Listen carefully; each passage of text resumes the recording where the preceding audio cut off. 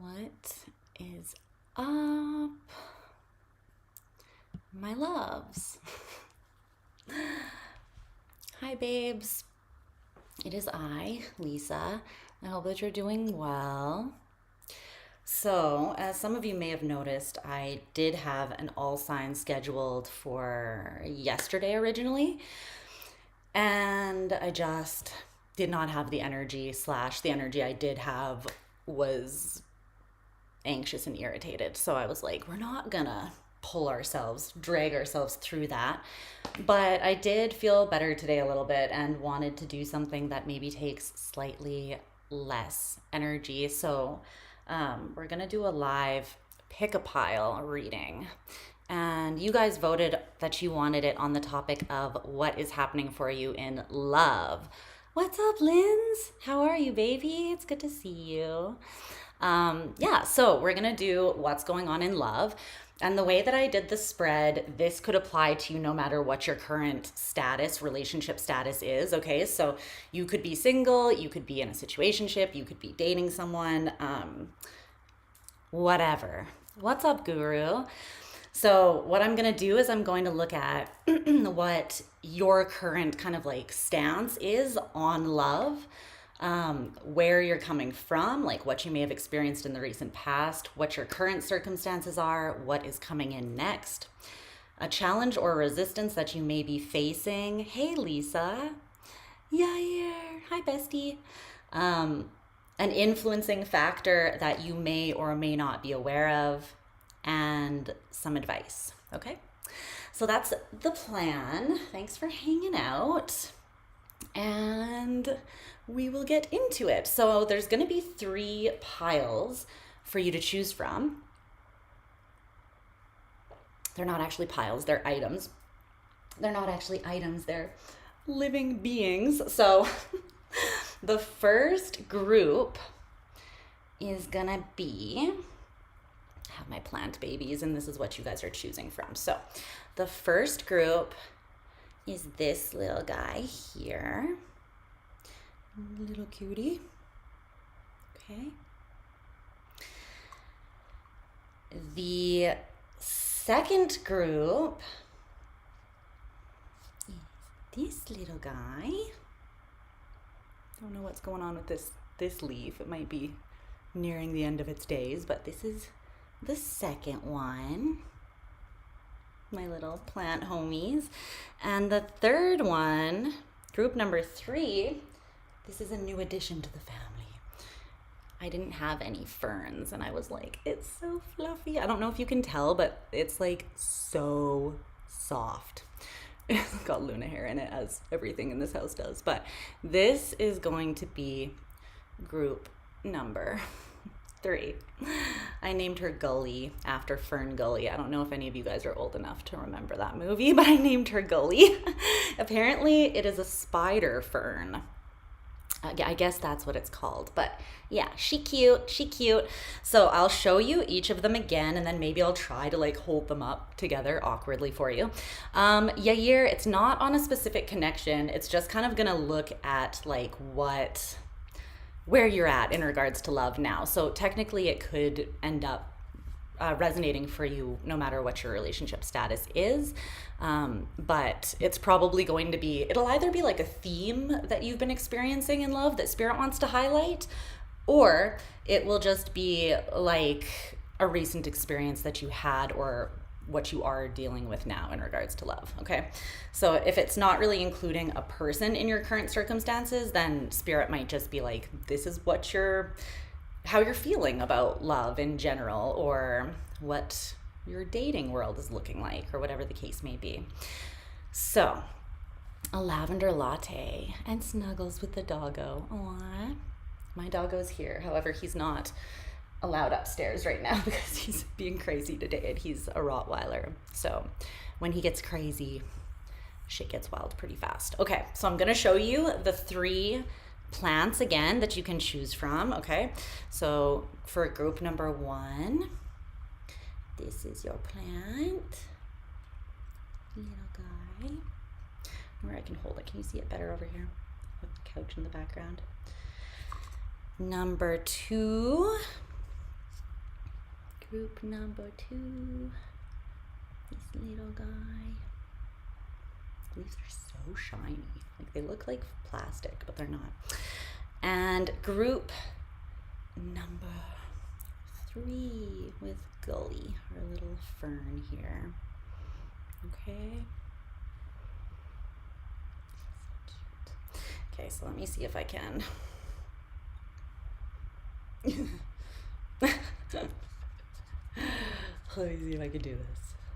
I know, I haven't done a pick a card in forever, so I was kind of excited. I was like, yes, this is my plan. Okay, so here they are. Here's your all-star lineup. Okay, so group 1, group 2, group 3 over here, okay? So pick a vibe, feel what you're feeling, and then we're gonna get into it. I'm gonna do this a little bit different as well because I just felt like switching it up. I just noticed that my peace lily is getting dramatic back there. If anyone has ever had a peace lily, like the second that it gets thirsty, it's just like, like I'm dying. And it's just like, bro, you're fine. And the second you give it water, it's like, and you're just like, you are so fucking dramatic, dude. Like, I love it though. It's adorable. It's just dramatic as fuck. The second one, I don't remember. I think I did used to have a name for this one, but I can't remember what it was. If you have a good name for this one, for plant number 2, put it in the chat. We will take requests or submissions or whatever. Okay. Yeah, they're cute, hey? All right, so I'm gonna do it a little bit different. I'm going to actually pull the entire spread in oracle cards first, and then I'm gonna clarify the oracle cards with the tarot instead of the opposite way around. Rumple. Aww. What's up, Victor? You love my peace lily interpretation. Yeah, sometimes they be like that. They're like, look at me, please. I'm dying. You're like, I literally watered you yesterday morning. But she was in the sun today, so yeah, they're sensitive. Who am I to judge? I am but another sensitive baby, so if anything, solidarity, sister. But yes, we're going to start with oracle cards. I feel like this will just give us a little bit of a different vibe. Oracle cards can also be specific in a way that tarot sometimes leaves more room for interpretation. So we'll clarify with the tarot for you guys, okay? And hopefully someone in the chat can let people know when they come in what group we're on. But I will put timestamps in the pinned comment and the info box down below, as I always do, once the live stream is over. And then you can just skip to whatever group it is that you feel called to, okay? Groot. Aww, I like the name Groot. Okay, so we're starting with group number 1 here. This is your plant. So let's see. Just give me a second to pull your cards. Should I timestamp before I pull the cards or after? Maybe I'll do both, because there are homies that like it both ways. It's kind of like different strokes for different folks, you know? Okay. All right, so group 1. Let's see. Get your cards down. Okay, so give me a second here. Okay, so let's tap into group number 1's love life, their current circumstances, or what they've been going through, what's coming up for them, what you feel like it's most important to highlight surrounding love for my group 1 people. Okay. Ooh.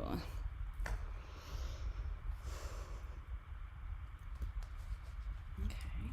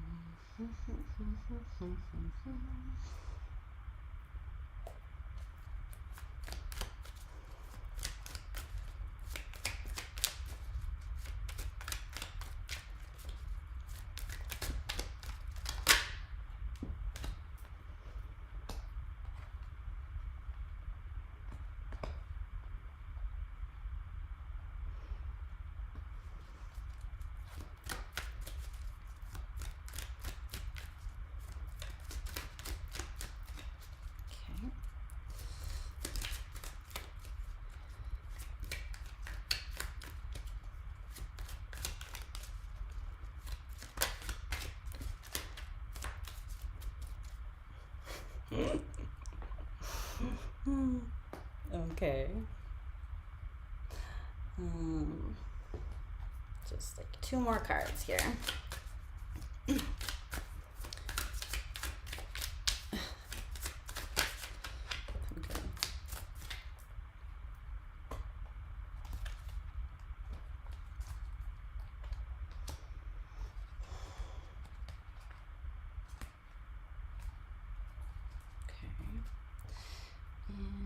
Lastly,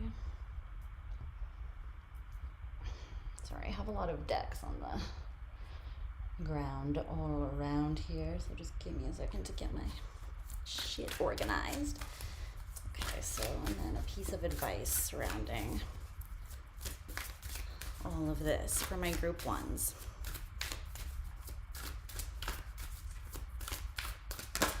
Whoa.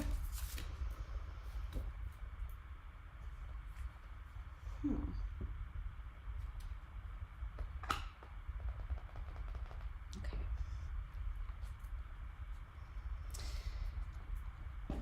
Intriguing. All right. I'm just going to give your tarot deck a little shuffle here, and then we're going to get right into it.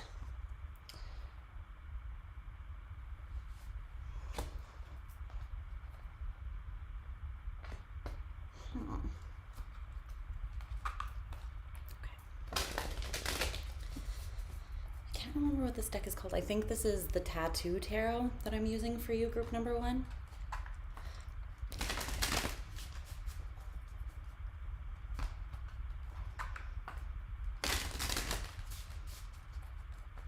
right, just a couple more shuffles here.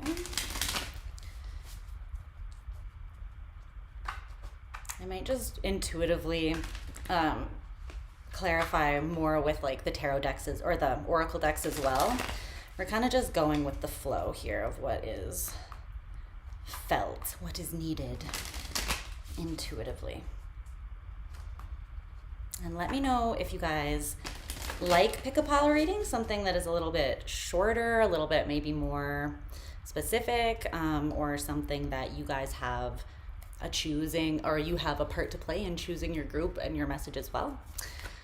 Let me know if you want more of those. Yes, rolling with the homies. All right, well, that card wanted to come out, and I did not ask for, well, what? What are you on the fucking fence about then? Okay. Let's see. So let me do your timestamp for the homies that don't, the impatient peoples that don't like watching the shuffling. I get it, don't worry.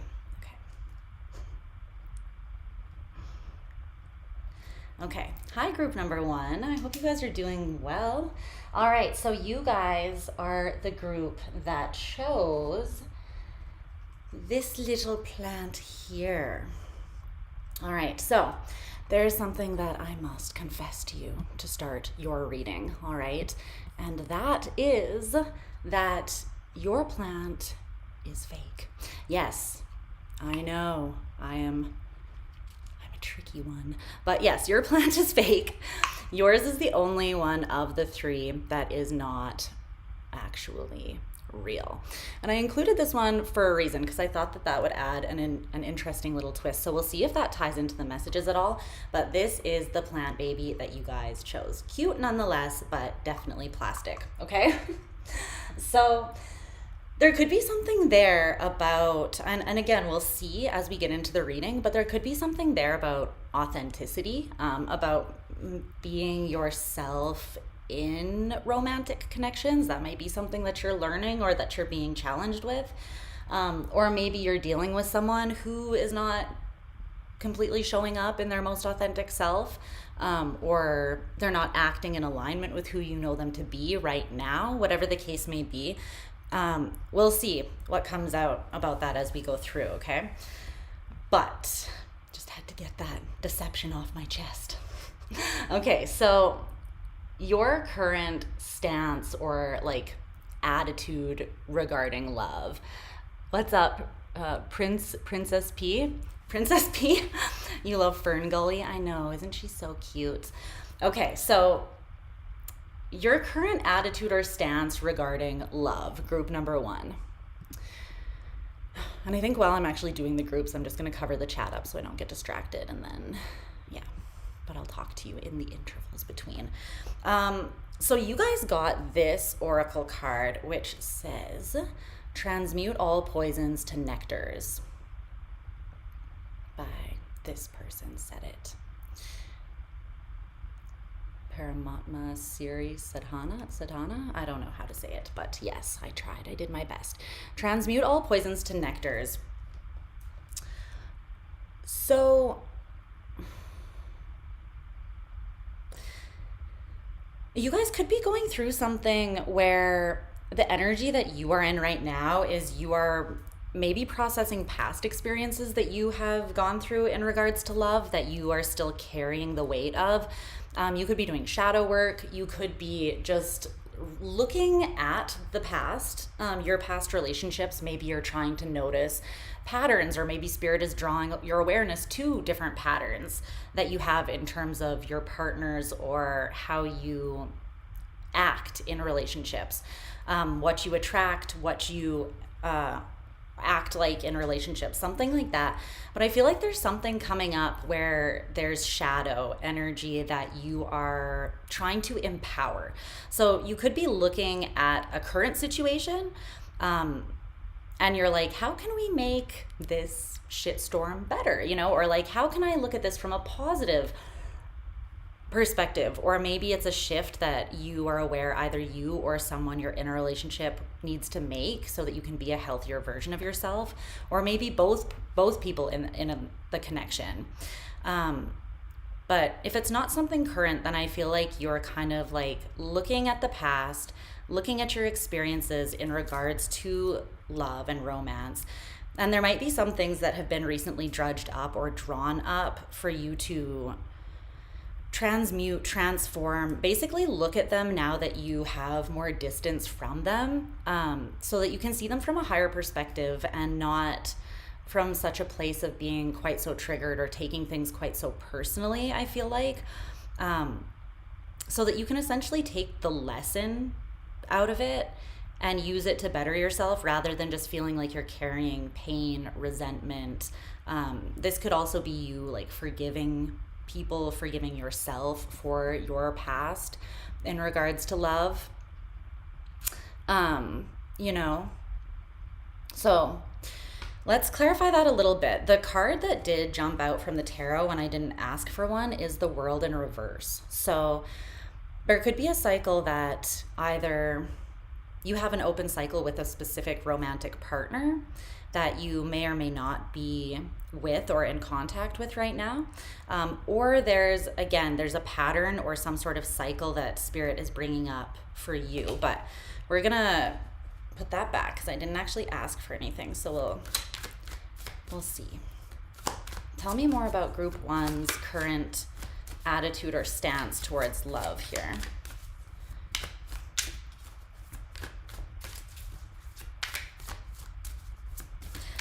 I'm getting this as being quite personal, though. I feel like this is more about you than, here.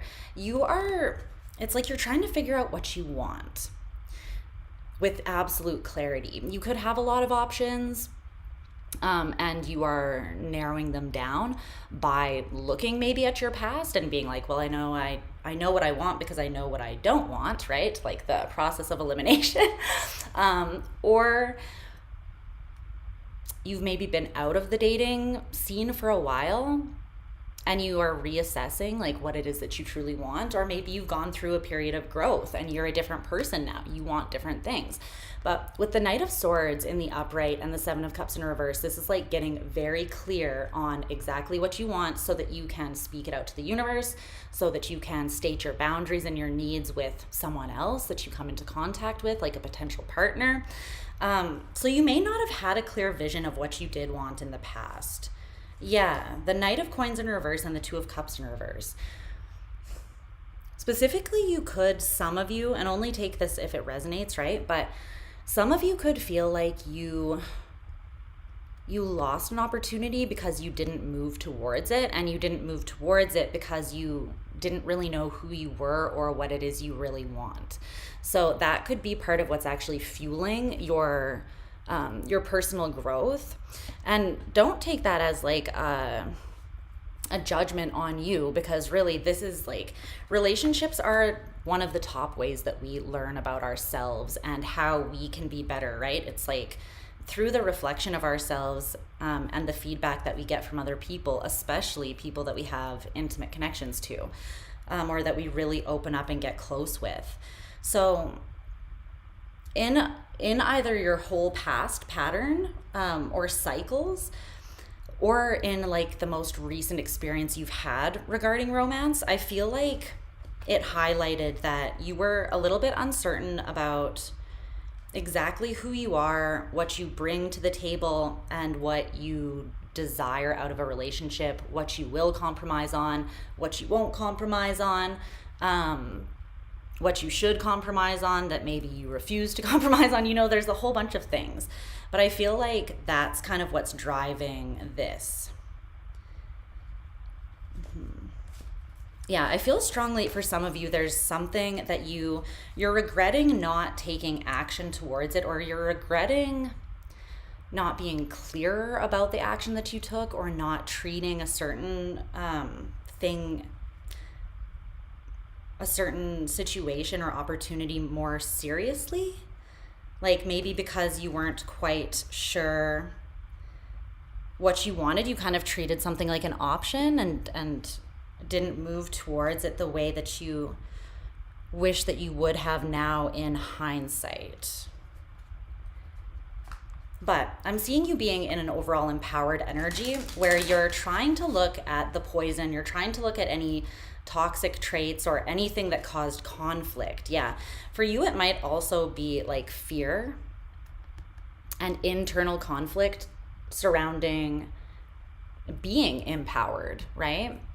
So there could have been, I saw the Queen of Wands below the Two of Cups in reverse there. So there could have been someone that is a really good match for you, or maybe they're still in your life, but you feel like you need to be your best self, or you need to be on their level to be aligned with them maybe. And so you're looking at certain things where you can improve, or you can tie up loose ends in terms of trauma or baggage that you don't want to carry forwards into a connection.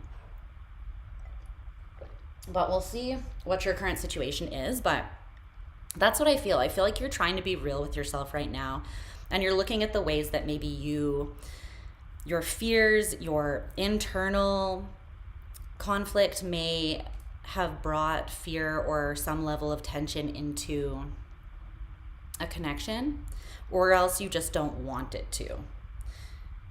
Okay. So where you're coming from. So this is like somewhat in the recent past in your experience with love. So you have the Syrian's B card. It says responsibilities, lessons, and growing up. I do feel like if this is your reading, there was a bit of a wake-up call here. And it came through the form of I'm not saying that it was necessarily super harsh, but I feel like whatever your most recent experience with love was, it highlighted a level of responsibility and maturity that you weren't quite sure how to approach. Or maybe it was like you were offered a relationship that the person could actually be like your lifelong partner, you know, whereas you've only had casual relationships in the past. So there's just a totally different vibe to it, and it required you to grow up and look at yourself differently and take more accountability for the more immature ways maybe that you had approached relationships in the past, is kind of what I'm getting from that. But there's something here about you learning a lesson in the recent past, and now you're looking at yourself differently because of that, which is good, because that means that you just didn't avoid and discount the lesson that Spirit was trying to highlight for you, but you actually took note of it, and now you're doing essentially what Spirit was prompting you to do by giving you that lesson to begin with. Yeah, judgment. Spirit was like in your ear, like, listen up, buddy, with the Wheel of Fortune underneath that. Nothing prompts a little self-improvement and shadow work quite like the universe lighting a fire under your ass by giving you like soulmate potential person. Or you could just feel that this is coming. So if you haven't already been in contact with this, you could just have this intuitive sense, like Spirit's like, hey, your person's coming, so like make sure that you're who you want to be for like your ultimate person. But I feel like a lot of you met this person, and it was kind of like maybe they were a harsh judgment call, because not in the fact that they were critical or like harsh towards you, but it was like a wake-up call, like this person is here, they are fated, or you feel like they're part of your destiny, and now how are you going to respond or react to this thing being in your life? Okay. It does feel though like with judgment and the Wheel of Fortune, that's a lot of energy. That's just a lot of energy. It's big energy. It does feel like a soul contract, like significant soul contract type of person that you've dealt with recently. And that doesn't mean that they are automatically meant to stick around forever, but they were always meant to come into your life, and they were always meant to have a big impact. Even if it was just to like catalyze this shift in you, or you taking a different look at yourself or a different approach than you have in the past, or even just recognizing the need to take a different approach. There's also really strong Scorpio energy with that transmute all poisons to nectars, and then the Judgment card is Plutonian energy. Is there anything else about the past, the recent past? The Seven of Coins. This is something that you did invest in. So this could have been someone that you dated already. Ooh. Oh, that escalated very quickly. Okay.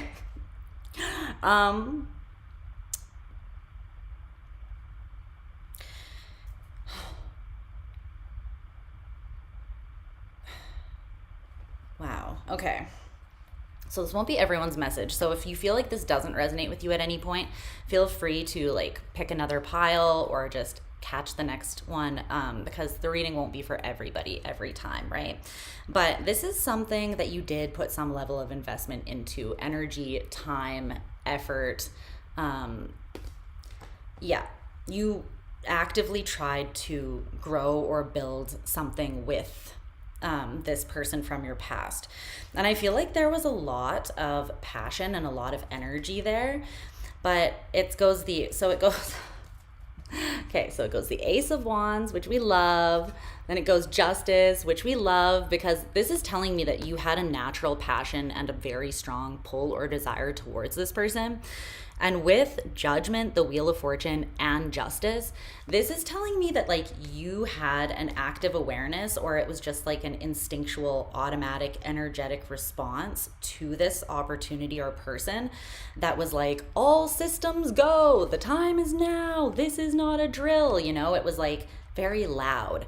And this could be someone that you were very much like, I immediately have a feeling that this person is like my person. I could marry them. I feel like you went towards them kind of firing on all cylinders with a lot of passion. The only thing that's questionable is that underneath Under the Justice card is the Devil. Yeah. So I don't know exactly like what got trudged up or drawn out of you from this connection.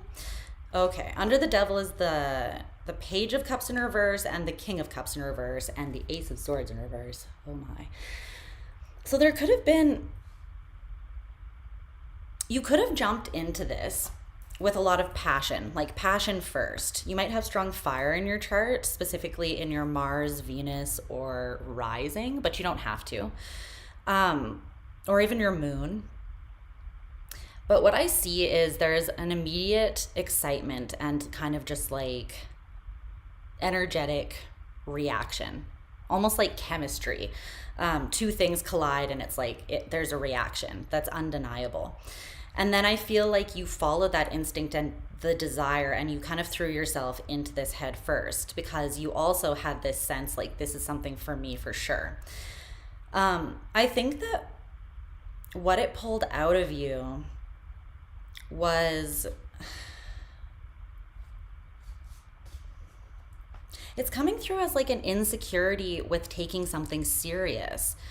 And that might be because you were struggling to take yourself seriously in some way, like you weren't seeing your own worth or how much you actually have to offer in relationships. So you maybe entered into it passionate and confident in your passion, but then when things get a little bit deeper where you have to be vulnerable and intimate and like work through challenges and conflicts in a mature way or something like that, there could have been an inner child wound or like an attachment style or something that was triggered. And it specifically is surrounding emotions. It's surrounding emotions and emotional intimacy and vulnerability. This is kind of coming through as like an inability to say what you feel for some reason.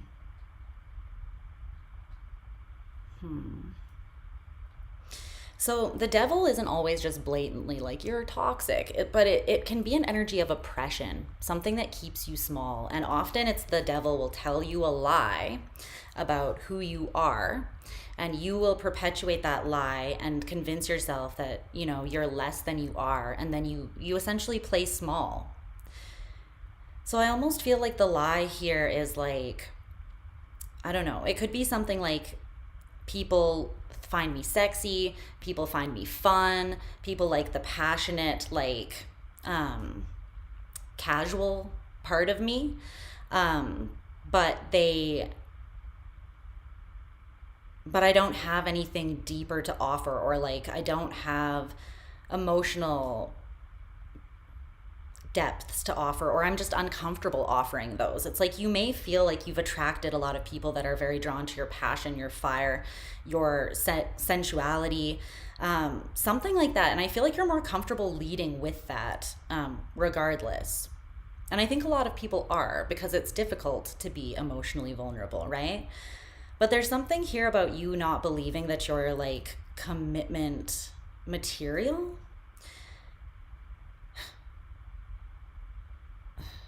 Or that you're not capable of handling the depths of your own emotions or somebody else's for some reason.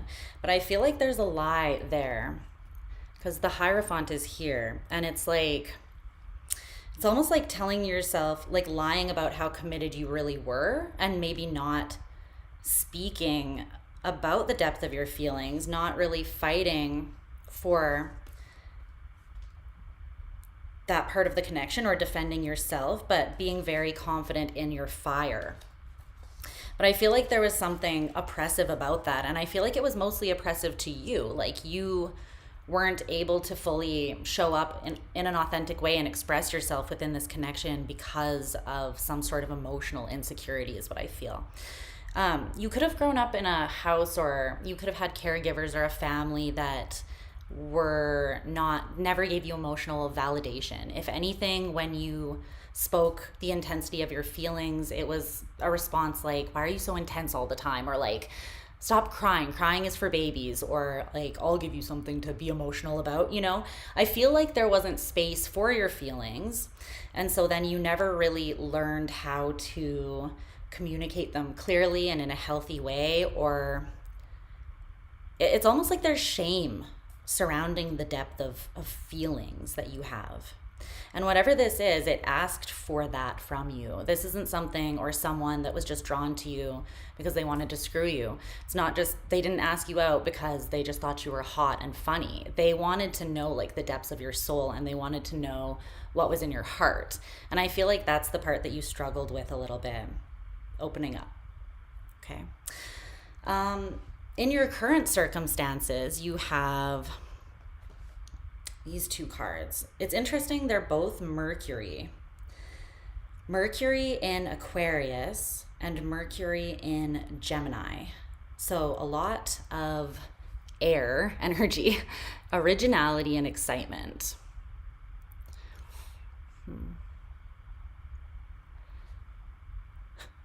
I do feel like something's being revealed to you in the present because you're being brave enough and actually doing the work to look at something.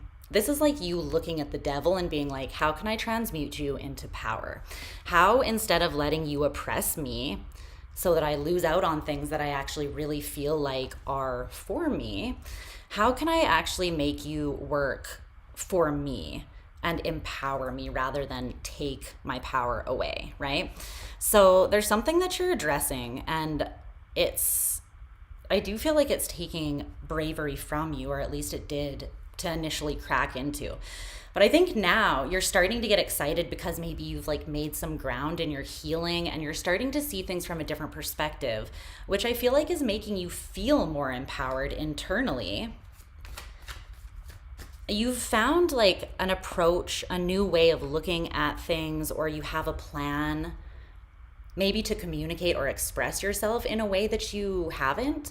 Maybe you've gotten in tune with your own self-expression in a way that you previously didn't feel comfortable with. But there's some new way of expressing yourself that you are genuinely like excited about.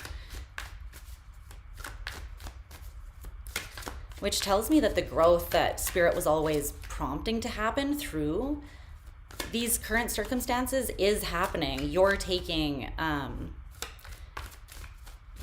that happen. So that's really, really awesome. That's how growth happens. So the Emperor, bitch. See? You're bossing up here in some sort of way. You are taking control of your own fire. I split the deck and it went back to the Ace of Wands. Yes, you could be a masculine energy or just have very strong masculine energy, even if you're a female in this group, or maybe it's reversed and this is about like where your person is at for some of you. But the Emperor is Aries energy and like Mars energy. And it's someone who is in dominion over their life because they are accountable for and sovereign over their own energy. So it's like as within, so without. Because they know their worth, because they know their desires, and again, what their boundaries are.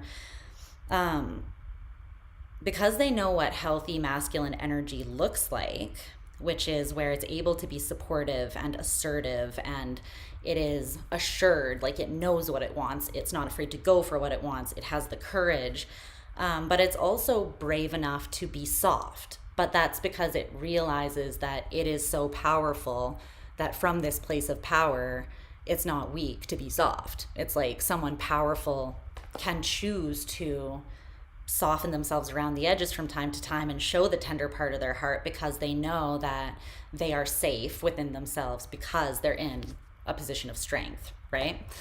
So I think that this is what is exciting you. Maybe you haven't felt really empowered for a while in your own life, and now you're asserting yourself from a space of more sovereignty. So this could manifest in so many ways, but maybe you used to be like a people pleaser, for instance, and you would kind of just go along with what was asked of you and you wouldn't stand up for what you really wanted. Maybe you would date people that like your parents wanted you to date or like were very socially acceptable when really you were drawn to something else. I don't know, but it's like, if that's the case, now you are asserting like, no, this is what I want and I'm going to go for it. Like you're picking your own life. You're living your own life, and you're realizing your life is your life to live, right? So I feel like you're taking quite a bit of control over your life here in the current circumstances, and it definitely has to do directly with love, and specifically this kind of wake up call that came to you through an opportunity in your recent past. And whether that opportunity is still directly in your life, like you're still in direct contact with that person or whatever it is, you're definitely still looking to that situation to pull wisdom out of it, to use it as a mirror to see how you acted, how you could act differently. And I feel like it's inspiring you, because on the ground where the cards are here, it's like these cards are here and this is here. So it's like you're looking over at this situation still that was in your recent past. But you're not looking at it from like a codependent place where you're like, I'm obsessed and hung up on that past situation because I need the validation from it, and I'm only making the changes because I know that that's the only way that like I can get what I want. It's not coming through like that. It's coming through as like serious, like you're doing the real work. And the Emperor is not codependent. The Emperor is also, though, not afraid to be part of a team, you know? He doesn't always have to stand alone, like, I did it my way. It's like the Emperor, again, from a place of true strength and power, understands that they are ultimately stronger with a strong counterpart or a strong complementary force, a support system, being a part of a team, and having someone that they can rely on. But the Emperor is also looking for their equal, and that's someone who's going to be empowered, knows who they are and what they want, confident, okay being in a space of independence, and essentially just a liberated energy. So it could be this person from your recent past that is kind of in that vibe as well, and prompting you to step up into your own empowerment. But I really like that. I really like where your current energy is at. It's very active as well, like with the masculine energy there. It's very, it's the active principle. It's not passive at all. The Three of Cups in reverse with Temperance.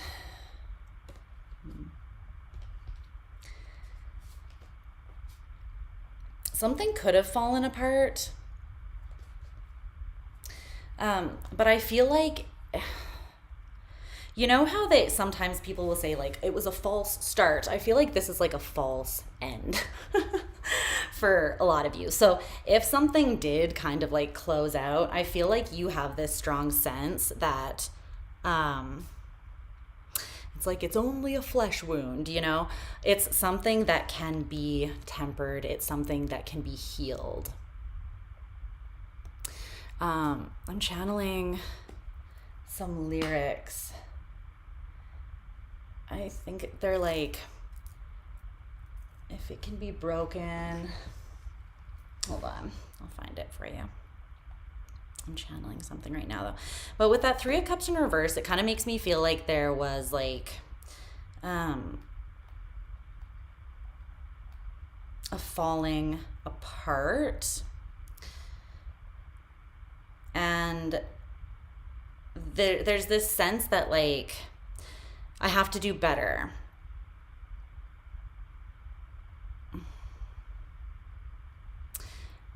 I have to approach this from a higher place. Where is it? Oh, well.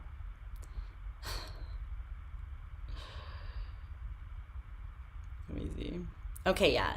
It's the song The Pioneers by Block Party. And they say, if it can be broken, then it can be fixed. If it can be fused, then it can be split. It's all under control. It's all under control. If it can be lost, then it can be won. If it can be touched, then it can be turned. All you need is time. So I think that there's something here where you are like, this is an energy that it came into my life for a reason. You don't really feel like it's over.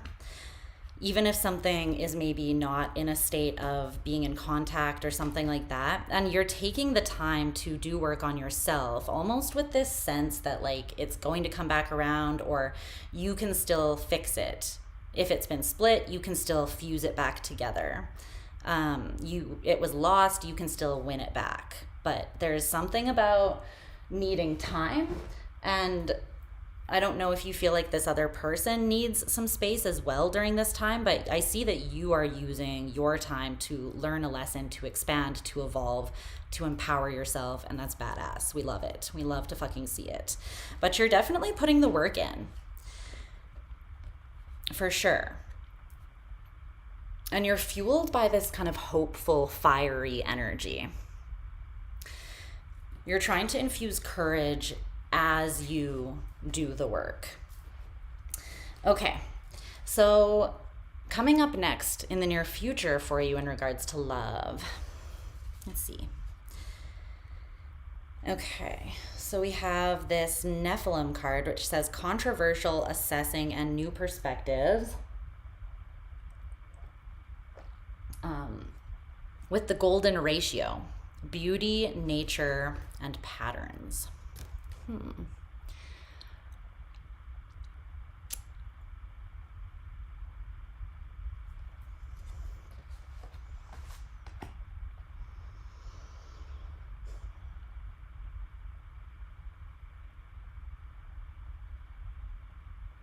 There's something so...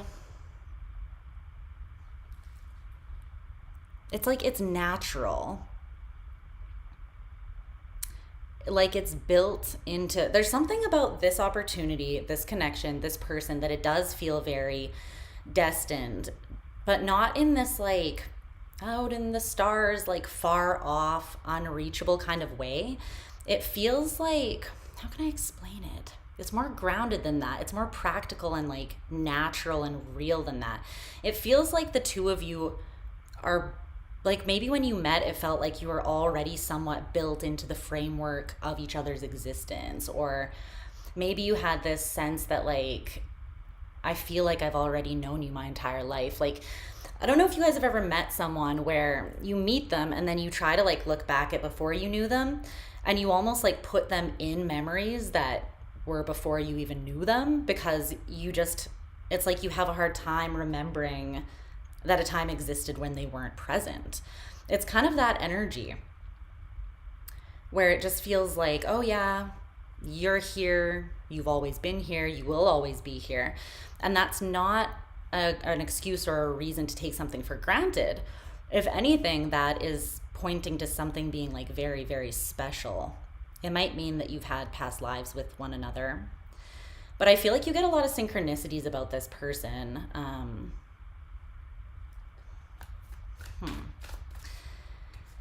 Okay, tell me more about this. Is this group number one, this Nephilim person? No, I didn't think that it was. It's the Empress. Okay, so I saw the Empress in the deck before, and now she came out in reverse. I was gonna say, this doesn't feel like you. And the reason why is also because on the ground, you know how I said you're looking over at that past situation? It's like this on the ground. You're looking over at the past situation, and then this person is looking at you. It's like a string of like paying attention. Controversial, assessing, new perspectives. I feel like that's this person judging the new you. So I don't know how differently to the Emperor you showed up originally in this situation, but it's looking like the transformation is pretty big. It's looking like this is a big glow up. And I'm not saying you were like a piece of shit before, you know, absolutely worthless. No, I'm not saying that. But I am saying that I feel like you are making big changes. You are taking big leaps forwards. And that's beautiful. But I'm almost getting this energy of someone like, have you changed though? Can I actually trust you? You know, they're assessing. And they're trying to see you with like almost a fresh slate and a new perspective from how they looked at you before. Which is telling me that how they saw you before was not the Emperor. So again, that's not saying that they thought poorly of you, but you did come out before as the Page of Wands and then like the Page and King of Cups in reverse, right?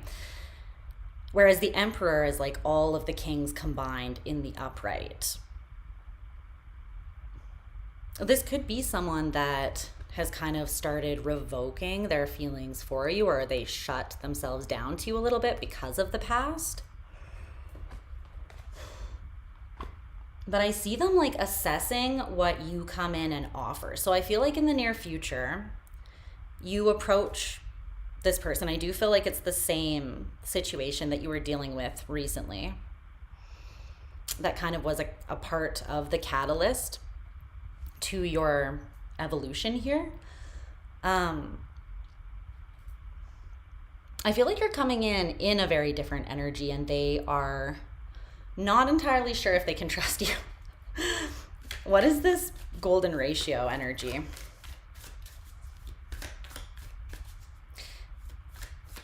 This person could have felt quite, the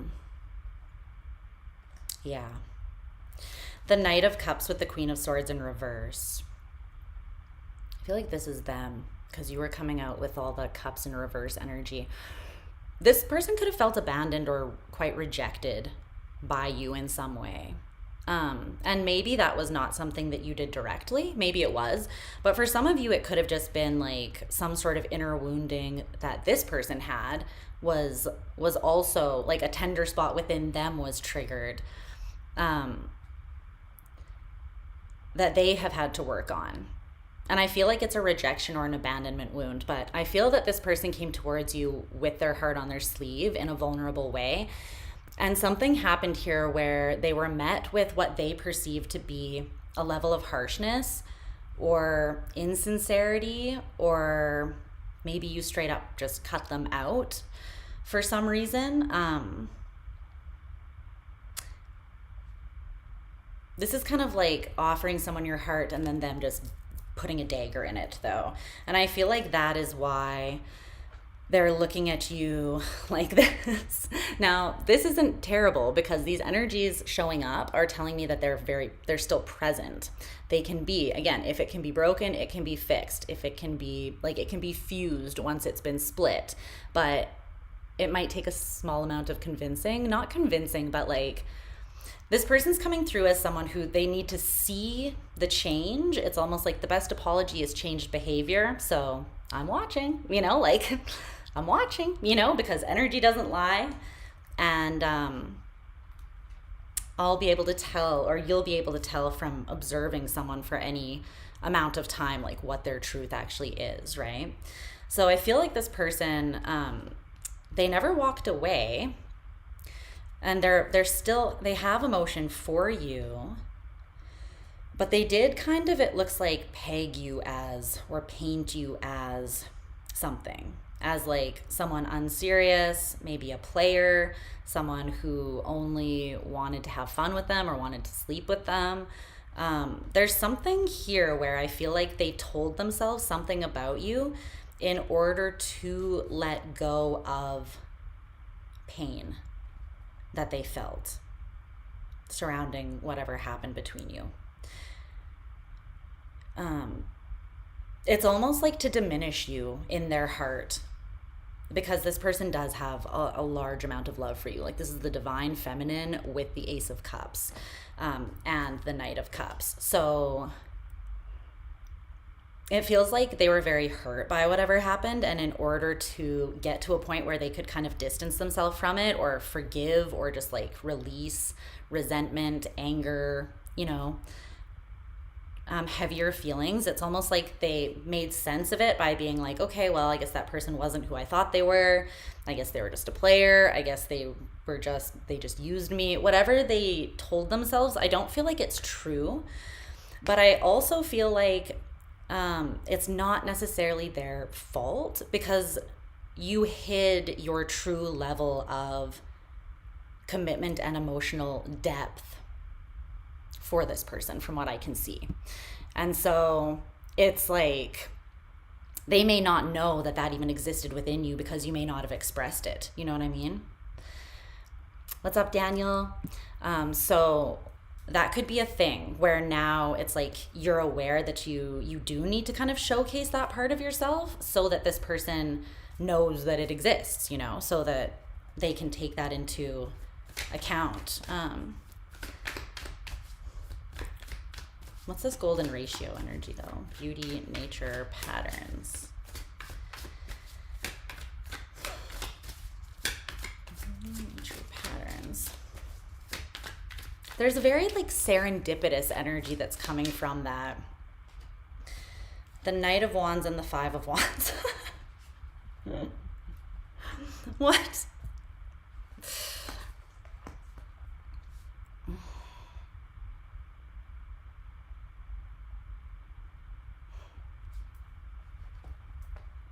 Is the Knight of Wands group number 1? Yes. Okay.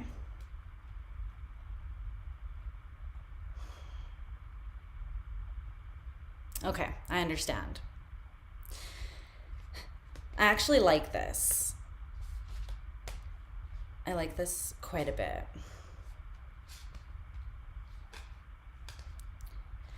Okay. So the reason this person is really taking their time to like assess you when you come back around, or when you guys come back together in the near future, is because you're not showing up like a completely different person than you were before. You're showing up still with all of this like fire and passion that you led with the first time. It's not like you eradicated this from you. This is part of your nature, and it's part of what drew this person to be attracted to you initially. Like, they did find you sexy. They did love your passion. They did love your fire. They were inspired by you. They did think you were fun, All of those things still ring true. It's more like you're adding this other level because you've evolved, right? So when we evolve, we don't always just like get rid of everything that we built up to that point. We just expand on it.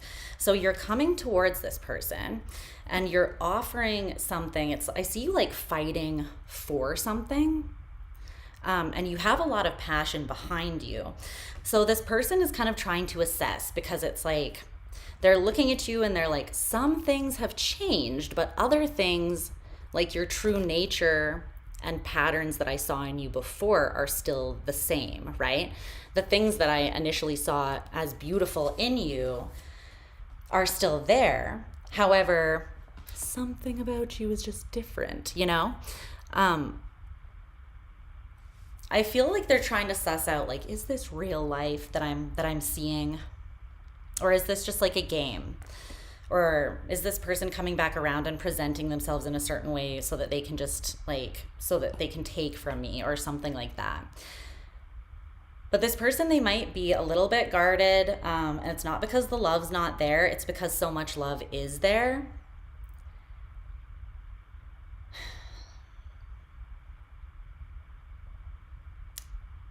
The new way that you show up is also making this person look at themselves and reassess like where they are currently at when you show up, because you come back around and you've had this big glow up, right? And they're already here as the Empress, but something, like I said, hurt them about how this situation ended or played out previously. And I think that they felt there was a level of insecurity that was triggered, a level of like self-worth stuff that maybe came up to the surface for them. So they're kind of like grappling with that and trying to scope out what's going on with you from a balanced perspective is what I'm seeing. But they're also really trying to trust themselves, like emphasis on their intuitive knowing, because there's a part of them that they don't know if they can trust you. And I don't know, you'll know exactly why that is. But okay, so the greatest challenge or resistance that you're facing is, this is fucking hilarious, this kills me. It's Venus in Taurus, and it's literally romance, the romance card. So the greatest challenge or resistance that you have is surrounding romance, is literally romance. It's tapping into that deeply Venusian, romantic, vulnerable, deep part of yourself. And learning how to still assert yourself, but simultaneously have that space open as well. Essentially, it's like balancing the yin and yang, balancing the masculine and feminine. Tell me more about this. Why is this group one's greatest resistance? The 9 of Wands, because you're guarded. Both of you have a level of defensiveness, and it's because something did take place in the past between you. And I'm not saying it was anyone's fault, right? But when people get triggered, shit happens. And it's not always a reflection of who they are as a person. It's more a reflection of their woundedness and how aware they are of that woundedness and how willing they are to reflect on and heal that woundedness that they may not have been aware of. But both of you had your own tactics for releasing these 10 swords that felt like betrayal, that felt like deception, that felt quite painful. And now you have healthier boundaries in place, which are coming through as the 9 of Wands, which is the card of the wounded warrior. So there's still an openness to push forwards, but you got some blood on your knees, you know, you got there's been some violence. So it's kind of the resistance is really cracking open that romantic part of you and allowing it to shine, allowing your heart to express itself without shutting down, without fear being stronger than love. Is there anything else about that? There's also something coming through about, investing in dropping your defenses, investing and putting energy and continuing to put energy, attention, and effort into disarming yourself. And some of this is like, you have to be discerning and aware of the energy in the moment as things unfold with one another, I feel like, because you don't know that you're going to be triggered necessarily or how you're going to be triggered until you are. So it's like needing to be present, sovereign in your body, in the moment, in the energy, and be aware and feel it out as like a conversation takes place or as you engage with one another.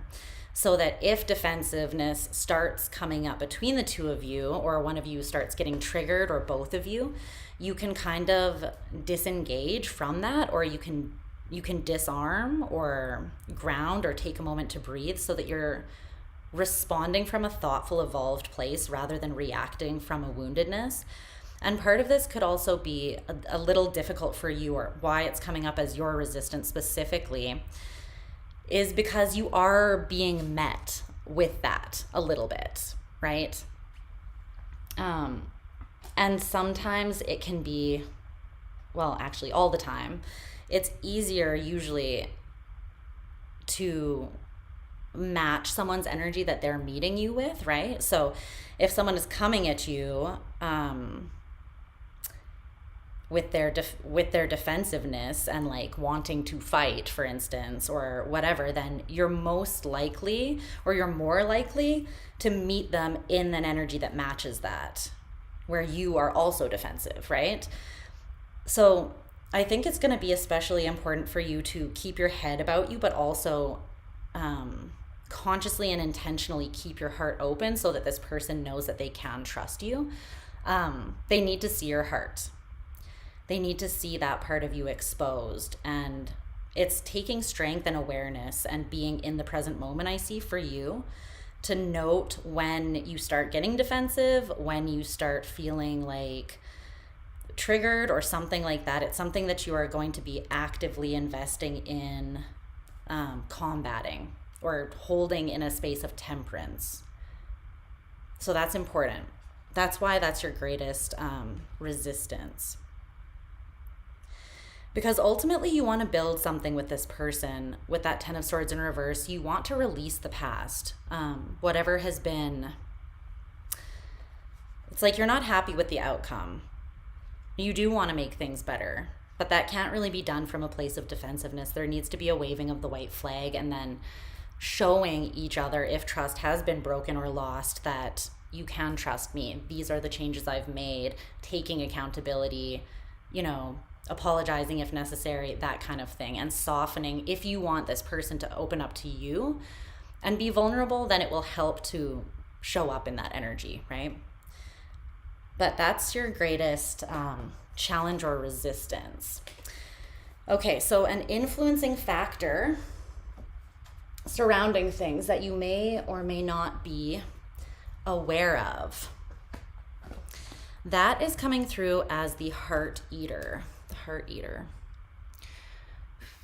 So this could be an external factor, or it could be just a very strong influence internally that's affecting things. The heart eater.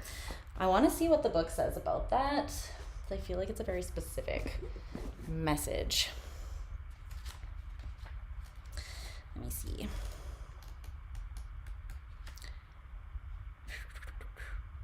Okay. So it says, we can't be too excited about running into this character, but it's possible the heart eater is misunderstood. She is not here to eat your heart. She eats her own. In a fit, she knows not what she does. She gets in such a state of uncomfortable feelings and confusion that she destroys her own heart. Take a moment to learn a lesson from her. She was so overwhelmed by feelings of anxiety, discomfort, loneliness, and undirected energy that she turned her rage on herself.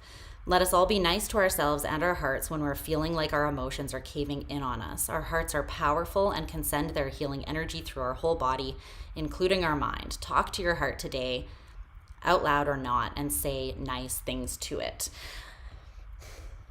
I feel like this is both you and this other person. You have a tendency to get overwhelmed by fear, discomfort, anxiety, scattered energy or undirected energy, loneliness, whatever it is that gets triggered that is uncomfortable in you. I feel like this is just an energy of self-sabotage that can come out. So that is an influence that is a factor that they want you to be aware of and continue to take into consideration. Is there anything about that? And it's have compassion for both yourself and this other person, because again, I feel like you both have elements of that to you. Let's see, anything else with that? No, yeah, like you might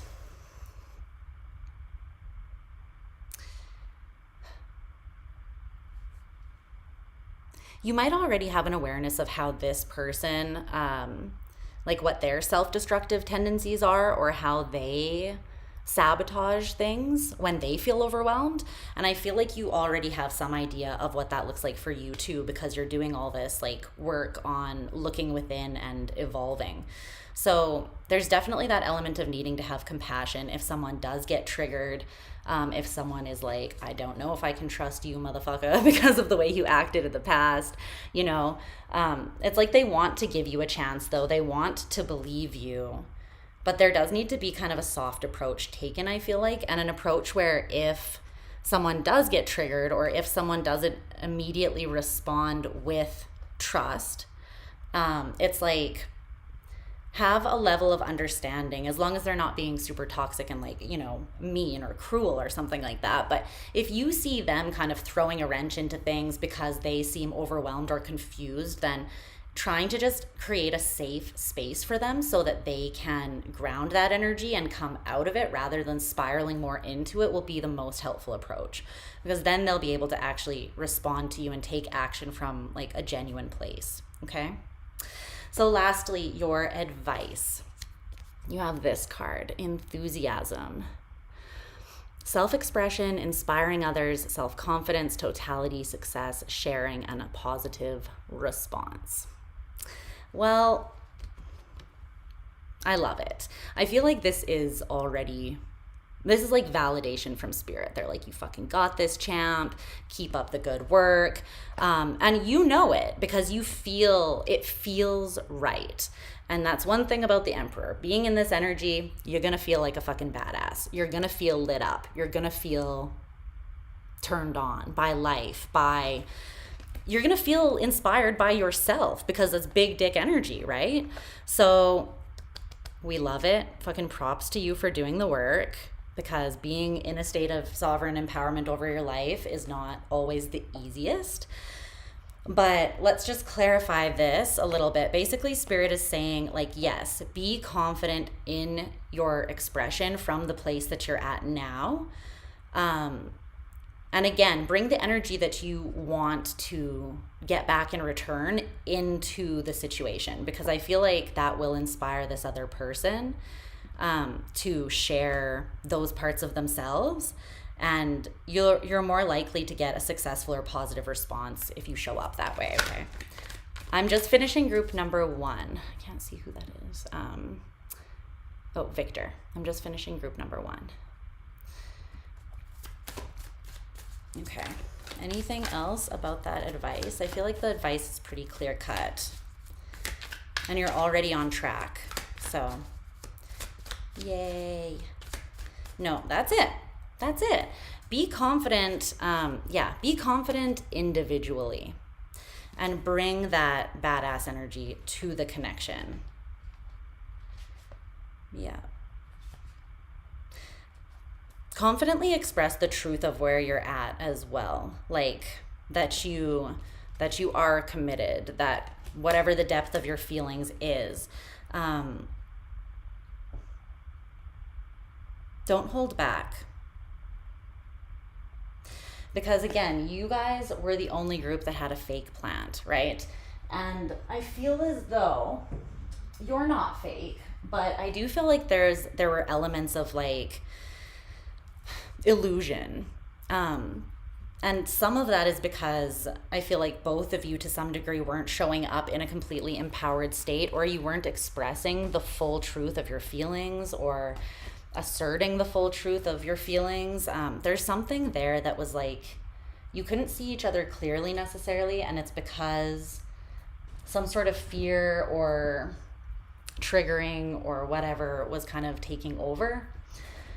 So show up as much as you can with like your whole self proudly on display, being accountable for your whole self, and that's gonna benefit you greatly. Okay. All right, that's your message, group number 1. I love you. I hope it resonated. I love what you're doing with the place. Love the work that you're putting in.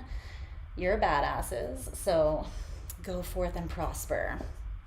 But yeah, I see things going well for you. And even if you don't necessarily always get the response that you want, right? Still be very proud of the work that you've done and the confidence in that. And take your new self forwards into the next experience, whatever that is. Okay. Let's move on to group number 2. Let's see. Where is this? 15. Okay. Hi, group number 2. So, you guys chose this little guy here. Go. Okay, so let me keep him here for you for a second. Let me pull your cards, and then we'll get into it. There's also a timestamp for where your reading starts. If you're not someone who cares about seeing the cards being pulled, you can just skip right to the beginning of the reading, okay? Okay, so let's clear all energies from group number 1. Let's just take a second to ground that energy and just clear that out. And then tap into the energy of my group 2 peoples who chose this little plant. Okay. Group 2, what is their current stance or attitude surrounding love? And what do you want to highlight for them in terms of their romantic life here? Group 2.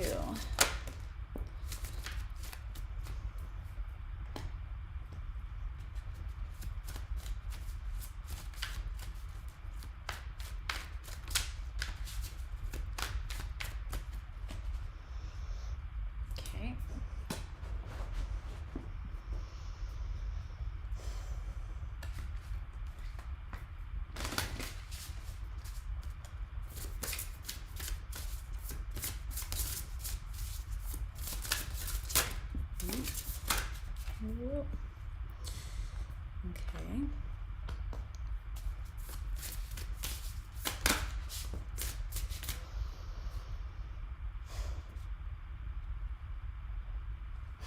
Okay.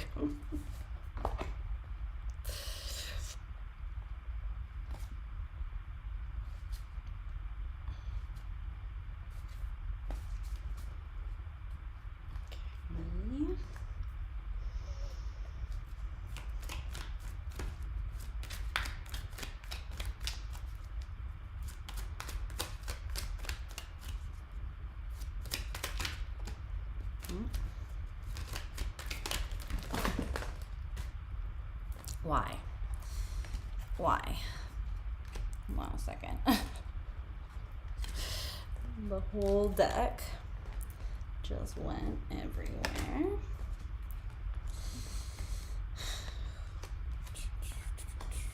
Okay.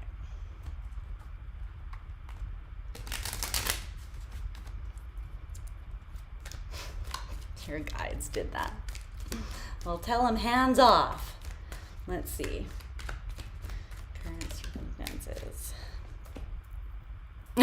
Yeah, I was gonna say.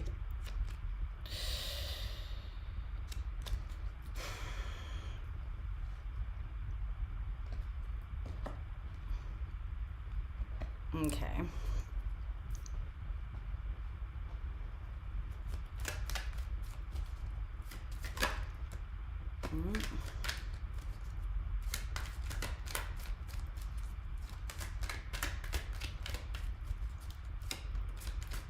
There's challenge or resistance for group 2. Surrounding love.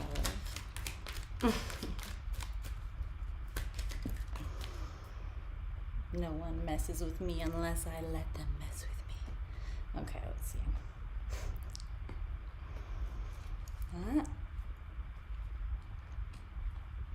Okay.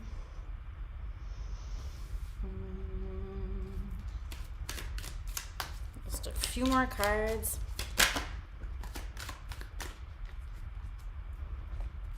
Shit you not, the same card just came out.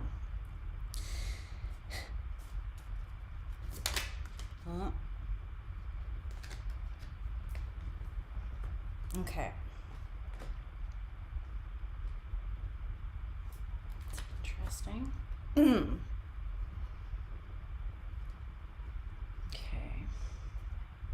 And one more. Advice for group number 2. Surrounding this area of their life.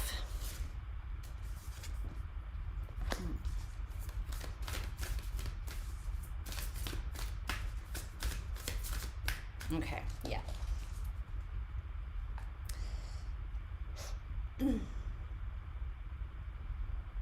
We've got it here. Okay. So, let's see.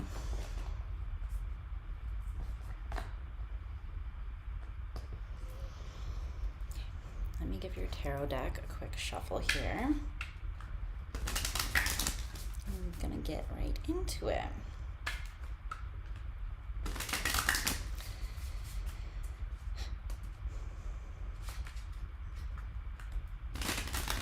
Tap me into group 2's energy.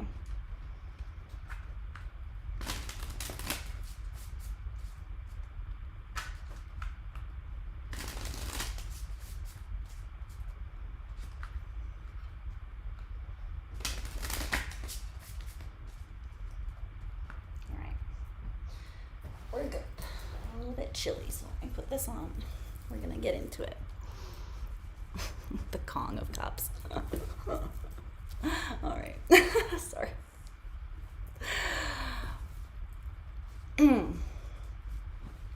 Okay. Let me timestamp again. Yes, the deck you gave me. I love it, Lindsay, so much. It's one of my favorites. Okay. Hi, group 2. How are you hotties doing today? I hope you're doing wonderful. I hope you've been told that you're beautiful today, and if not, you're looking sexy, if I do say so myself. Okay, so we're gonna dive in and see what's going on in the area of love and romance for you. What you guys are getting up to here. So, the current stance or attitude that you have towards love. Oh yeah, and again, you're in group number 2 if you chose this little guy. I'm gonna put him back over here so I can see better. Okay. So your overall, that was the plant for group number 2, rewire. We love green hair though, that's dope. Okay, so your current stance or attitude surrounding love, group number 2. This is emotional, okay? This was my favorite movie all through, like, up until I graduated. Fucking love this movie. So great. Julia Stiles and Heath Ledger in 10 Things I Hate About You. And this scene still makes me cry to this day. But she gets up and she says her poem, and she says it to the class, which he's a part of. And the poem is about him. And the last line, she says, "But mostly I hate the way I don't hate you. Not even close, not even a little bit, not even at all." I should look up the rest of that poem for you guys. But essentially, I don't think I need to. You guys can look it up. Look up like Julia Stiles' 10 Things I Hate About You poem if you want to read the whole thing. But essentially, the first part of the poem, she's like listing all the things that she hates about him. She's like, "I hate the way you do your hair. I hate your stupid combat boots. You know, I hate the fact that you didn't call, and the fact that you weren't there for me, and blah, blah, blah." But then at the end, she's like, "But the thing I hate most is that I still love your ass," essentially, you know? So it's telling me that that's the energy that you guys are currently in regarding love. So there could be something about having feelings, quite deep or tender feelings for someone that you almost like resent having a little bit, right? Yeah, it might not be about anyone. Like, yeah, the Page of Cups in reverse, the 9 of Pentacles. Okay, group 2. I'm picking up what you're putting down here. So there is this very tender part of you that is like, I'm a lover girl, or like, I'm a lover boy, you know? But there's also a part of you that feels like that is a bit of a vulnerability, like a bit of like a risk.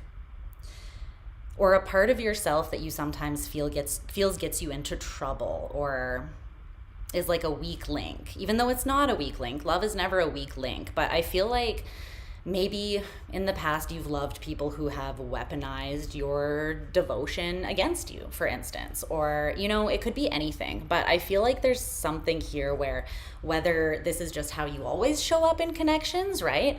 Or whether this is surrounding one specific person, I feel like there's this energy of you being like,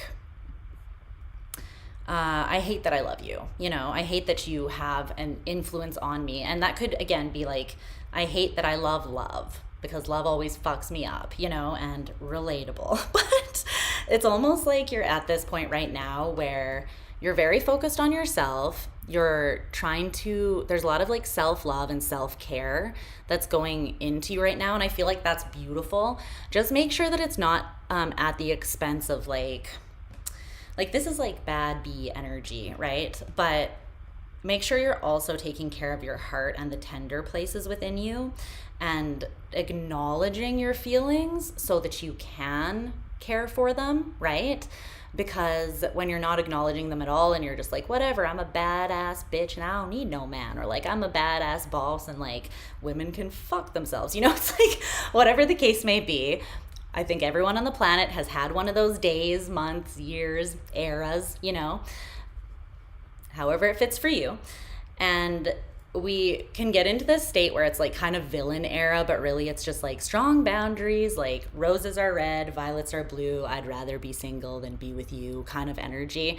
And I see that here a little bit. Like you're definitely, it's not all negative. You are focusing on yourself a lot and you are building yourself up, but there is also this underlying tension of, there's pain there that you're trying to alleviate through building yourself up. Just also tend to your heart in the process of that. Your reading could also be tied to pile number 1, or that could be the other part of the equation maybe for some of you. But I feel like there is like a level of conflict within you at this time. And I feel like it's coming from, oh man, there's a lot going on here. I think that there's a situation where you were offered something, okay? And it felt very divine. It felt very, very divine. The Ace of Cups, the Ace of Pentacles, and then the High Priestess in the middle. I feel like the second you laid your eyes on this thing or you tapped energetically into this opportunity, you were like, that is for me, or that is definitely coming to me for a specific reason. Like that's not someone that just wandered into my life off the streets per chance. That's someone that was placed in my life or on my path. The only thing is then, right, the Emperor in reverse with the Knight of Pentacles in reverse, and then there's the Wheel of Fortune in reverse with the 10 of Cups. Like all of this really matches that energy from 10 Things I Hate About You.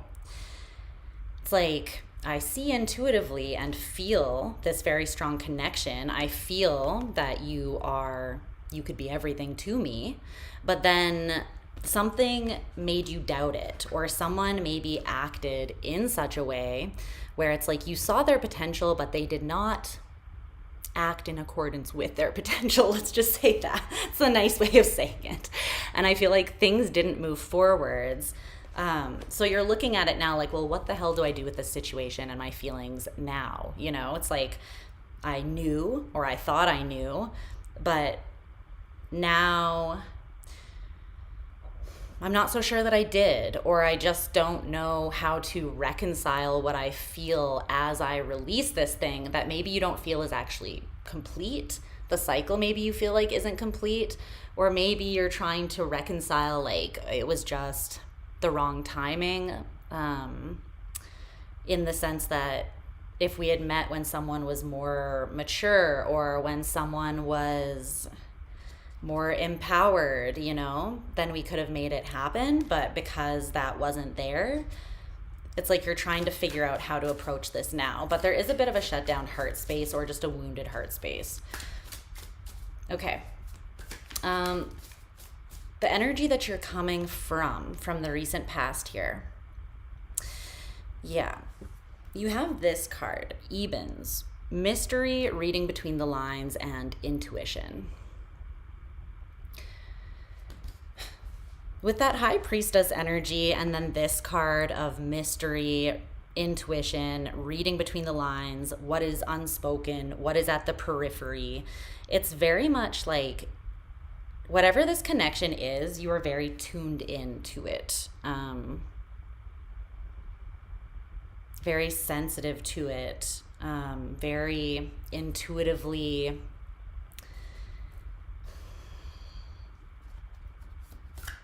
Like, I feel like your intuition was giving you all sorts of hits, trying to say all sorts of things surrounding this connection or this opportunity.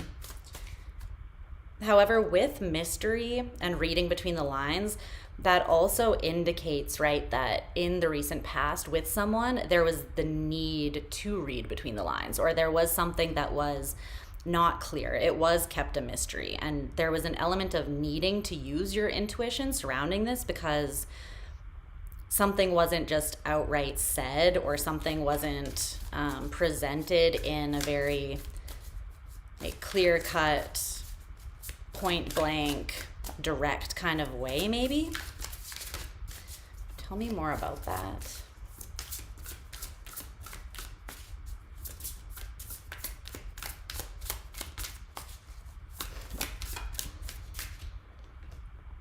The Ace of Swords in reverse. Yeah, exactly. The Seven of Cups in the World in reverse. The Knight of Swords in reverse. Exactly. So for you guys, I feel like something happened and you didn't get closure, or you didn't get clear answers. There's some sort of truth that was not expressed, acted on, or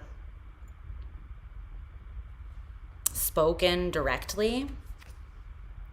Or maybe it just wasn't just that some sort of truth wasn't spoken, but maybe there was an outright lie, or an outright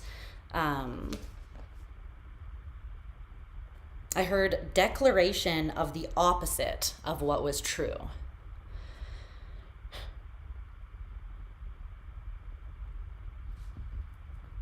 But it's interesting because I see you being like,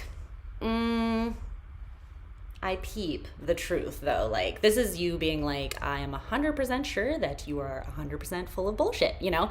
It's like you weren't fooled by whatever this was. This is someone that did their solid best to hide the truth from you, and you're like, I'm the High Priestess. I'm the one who reads between the lines.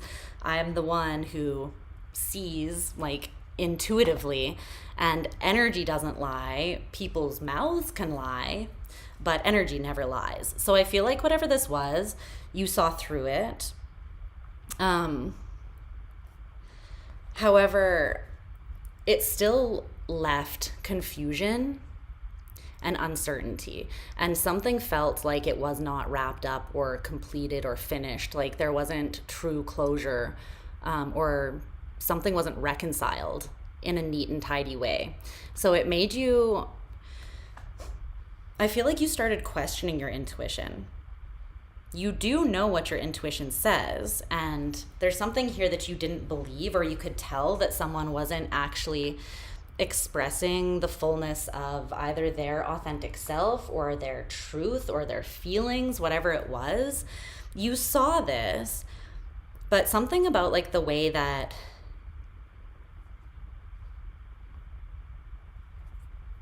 there was things left, not loose ends that weren't tied up, things that didn't make sense. And it made you kind of question a lot, or it put you into kind of well, maybe this was it, maybe that was it. But again, it's because you didn't have the answers. So you kind of started trying to read between the lines or intuit a lot into this connection maybe.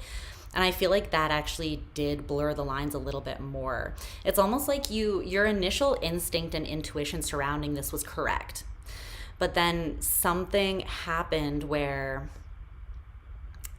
either you're still in contact with this person, but like a lie has been told, or they are withholding truth and you're confused. So you're like watching a million tarot readings about it, or like trying to glean information from an intuitive place, like reading between the lines what is not being said.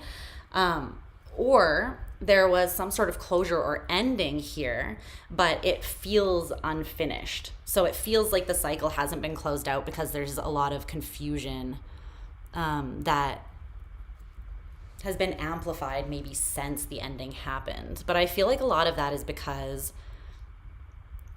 you stopped trusting your initial intuitive hit and started questioning everything, maybe to like... Oh, the train. Can you guys hear the train? That's confirmation. Maybe to like an extreme level or like an unbalanced level. There could have been a level of kind of like being a little bit obsessed and being like, I need to know the truth, you know, which is understandable. But I feel like that's what you're coming out of in the recent past. So in your current circumstances, a lot came out about this.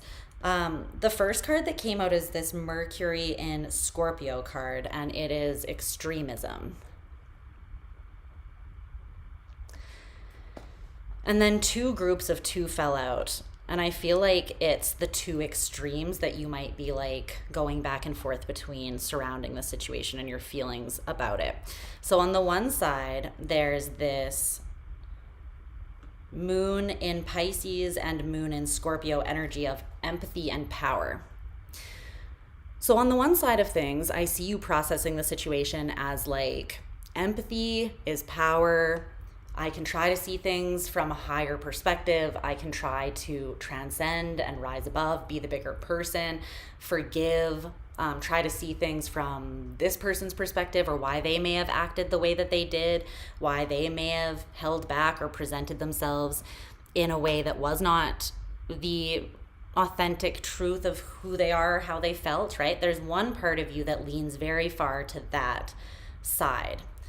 And then there's another part of you that leans towards this side with the same extremity.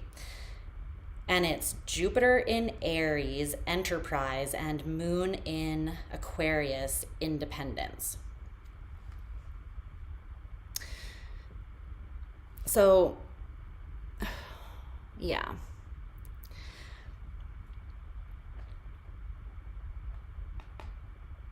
It's this energy, these two energies that you're going back and forth between. This one, you're like, let me just focus on my independence. Let me just like focus on, it's almost like this part of you is telling yourself, I'll be successful if I just focus on my independent success, the things that I'm trying to build, just me. But it's coming through as like an over independent perspective because of that extremism energy in the middle. And then the other side with understanding that gentleness, love, and empathy is power. You lean towards that, but you also feel like exposed or vulnerable leaning into that belief. Almost like, it's almost like you're scared that you're misleading yourself by wanting to see the best in this person or wanting to have empathy for them. It's kind of like you feel like you could be taken advantage of, or you feel like you could be made to look stupid if you're wrong about that in some way. And so that feels like why you swing back and forth from extreme to extreme about how you feel about the situation. It's like, again, the 10 things I hate about you. You can't, I mean, I think deep down you do know that you love this person, or you did, and you're still dealing with the remnants of it. But there's a part of you that is like, I low-key hate them. And then there's the part of you that's like, but I hate them because I know that I love them so much, you know? But you're kind of grappling between processing both sides of that coin, I feel like, and you're not entirely sure where you land yet.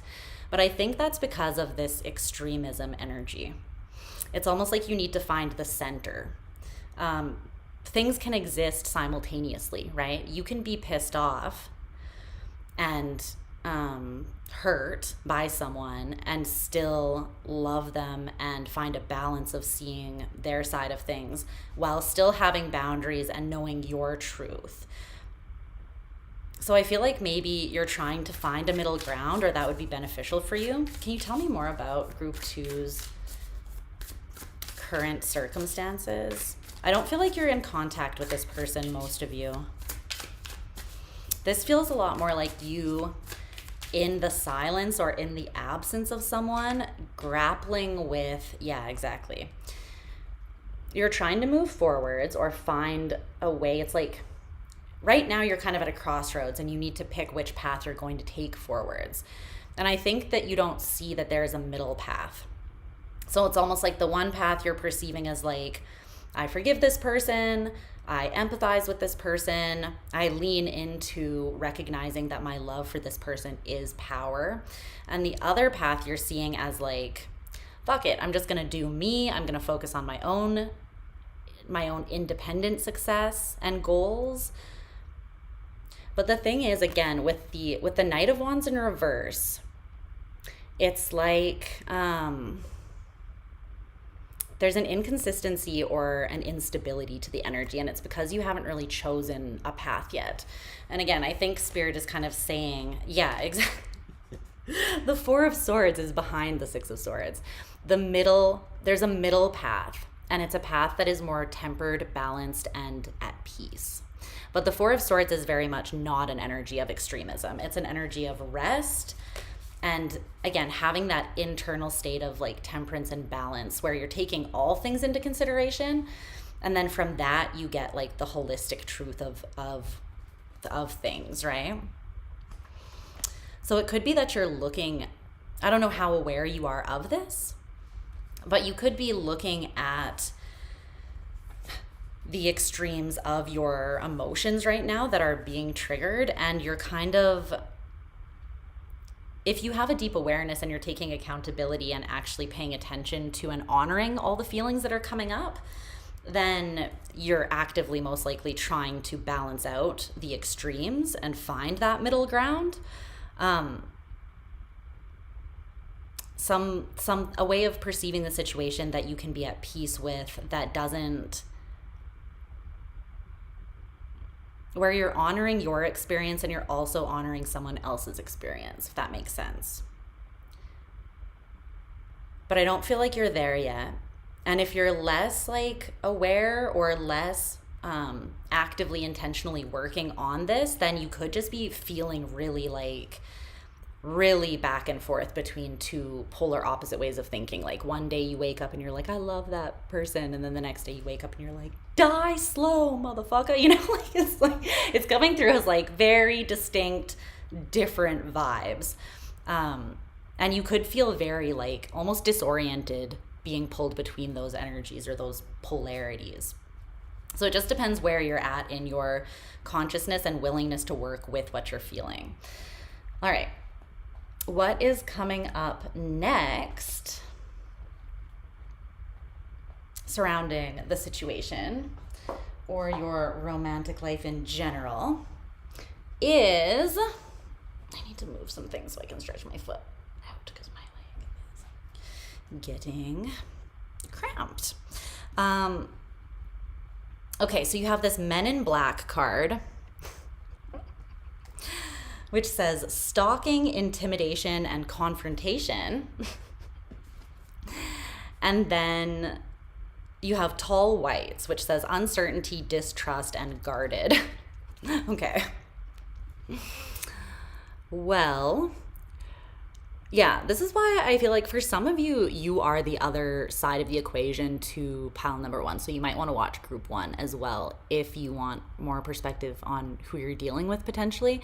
That won't be the case for all of you, but in their reading, the Empress in reverse was coming through as someone who was like, I don't know if I can fucking trust you. I'm uncertain because I did have strong intuition surrounding something being for me. But because of the way things played out initially, now I'm doubting it or questioning it. And so then when the other person came back around having like done some positive work on their own personal growth and, you know, like shadow work and evolving, the feminine energy was struggling to know if they could trust it. So let's clarify this a little bit. So you could be a little bit, what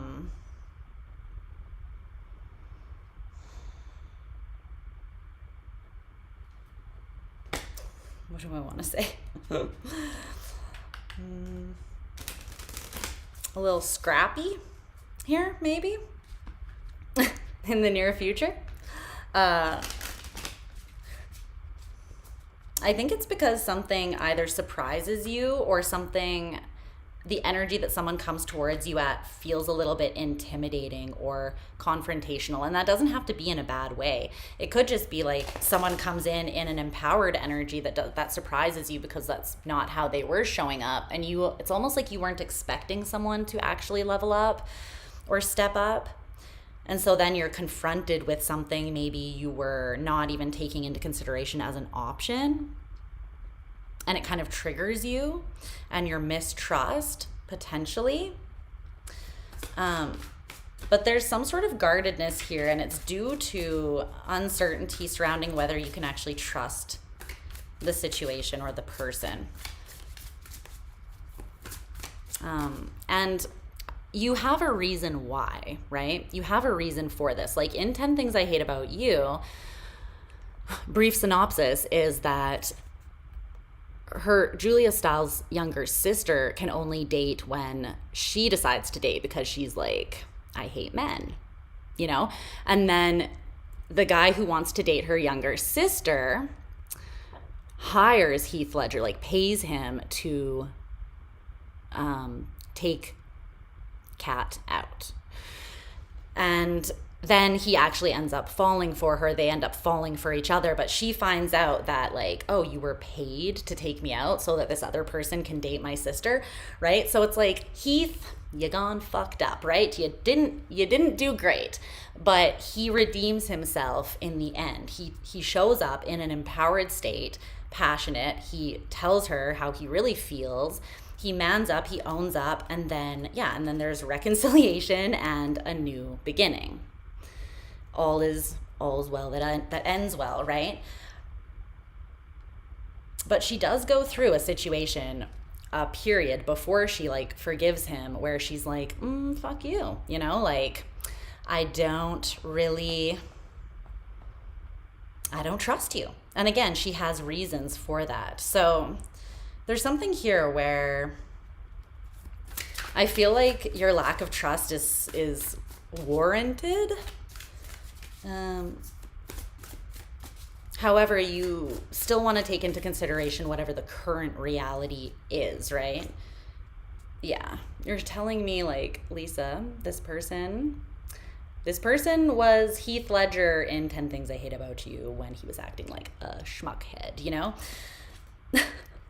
But under that is the 5 of Swords in reverse and the 6 of Cups in reverse. So I feel like the person who acted that way in the past, they might be coming back around, not playing games, not acting the same way as they did. Like they've moved out of that energy that they were in, which I feel like, was an energy of them being in their ego or disempowered in some sort of way. Yeah, there was a lack of balance. There's temperance in reverse under that. So, yeah. Let's get a little bit more information on that, though, in the near future for group 2.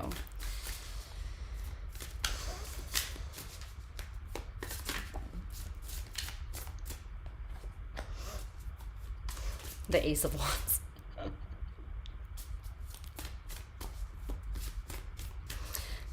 All 4 aces have come up in this reading because you told me that when this person initially came in, you perceived the opportunity as the Ace of Cups and the Ace of Pentacles. In the past with this person was the Ace of Swords in reverse, something inauthentic or a lie. And then now you have the Ace of Wands. This almost feels like you guys were phasing, either there's simultaneously a lack of balance or temperance between both of you, maybe in different ways. Like maybe, for instance, the other person that you were dealing with, their imbalance could have come from them being in just a very fiery and passionate energy, or a sexual energy, or a very masculine energy, but then not being comfortable with expressing the emotional side of things, right? Or showing up in a more vulnerable way.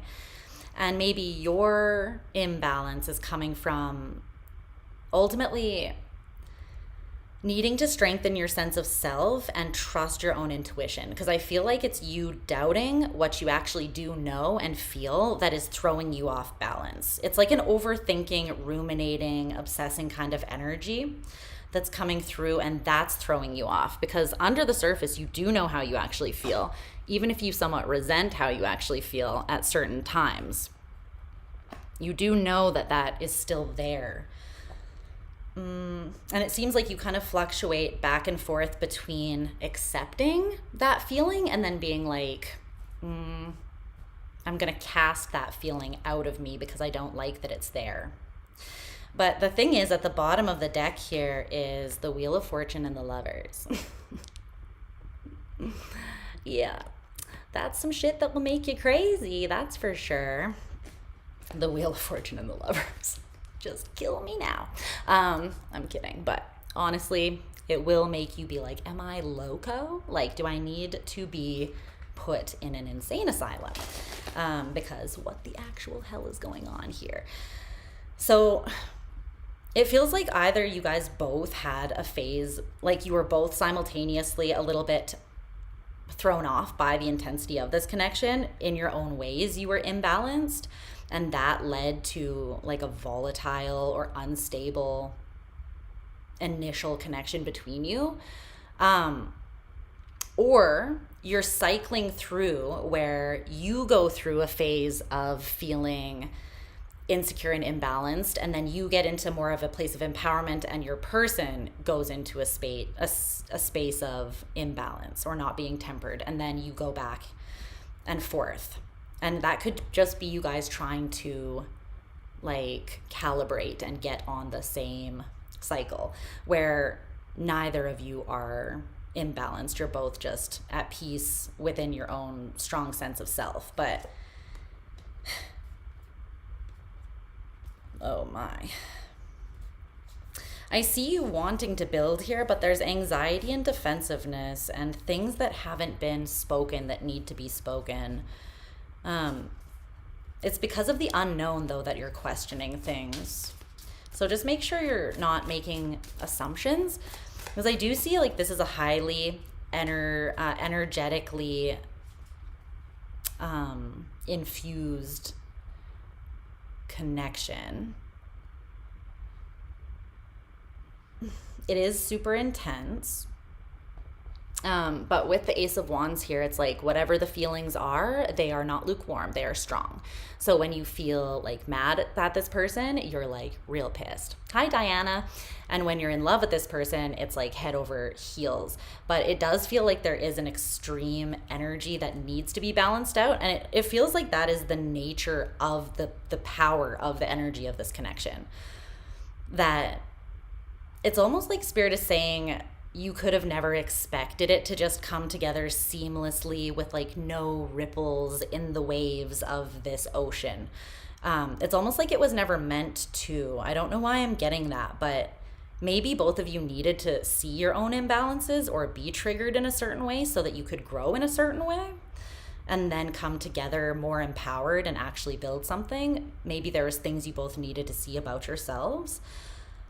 But there is just a huge amount of energy here. And it's almost like two very strong elements or components coming together.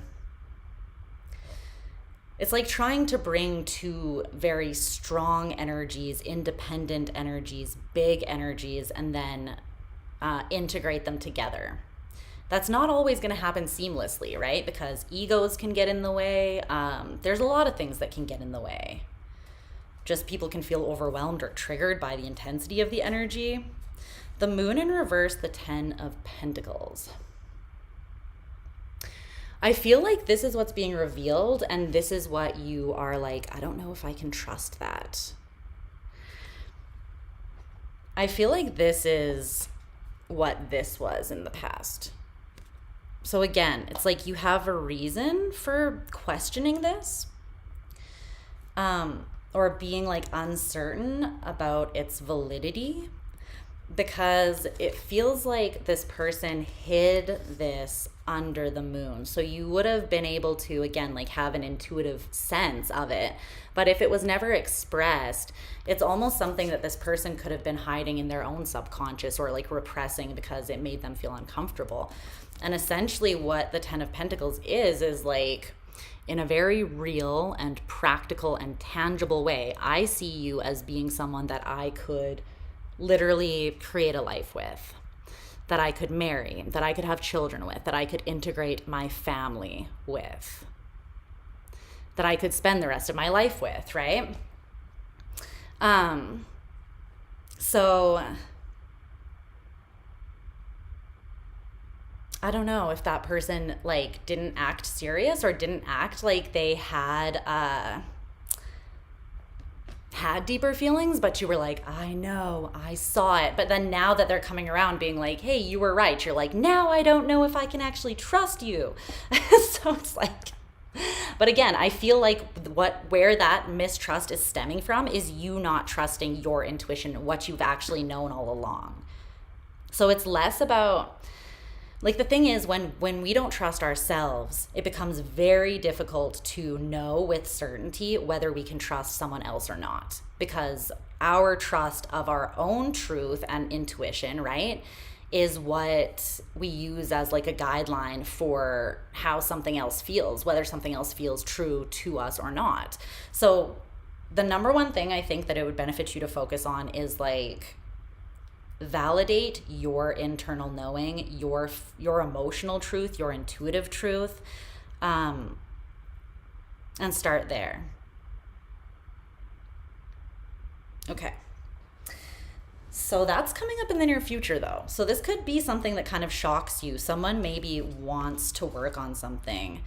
And they could be showing up in a way that is like they're actually acting quite serious, to the degree that you are like, this was unexpected.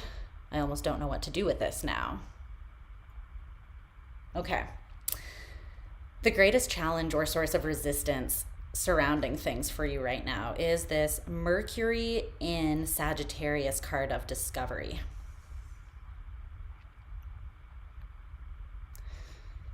Okay. Well, all right, let's see.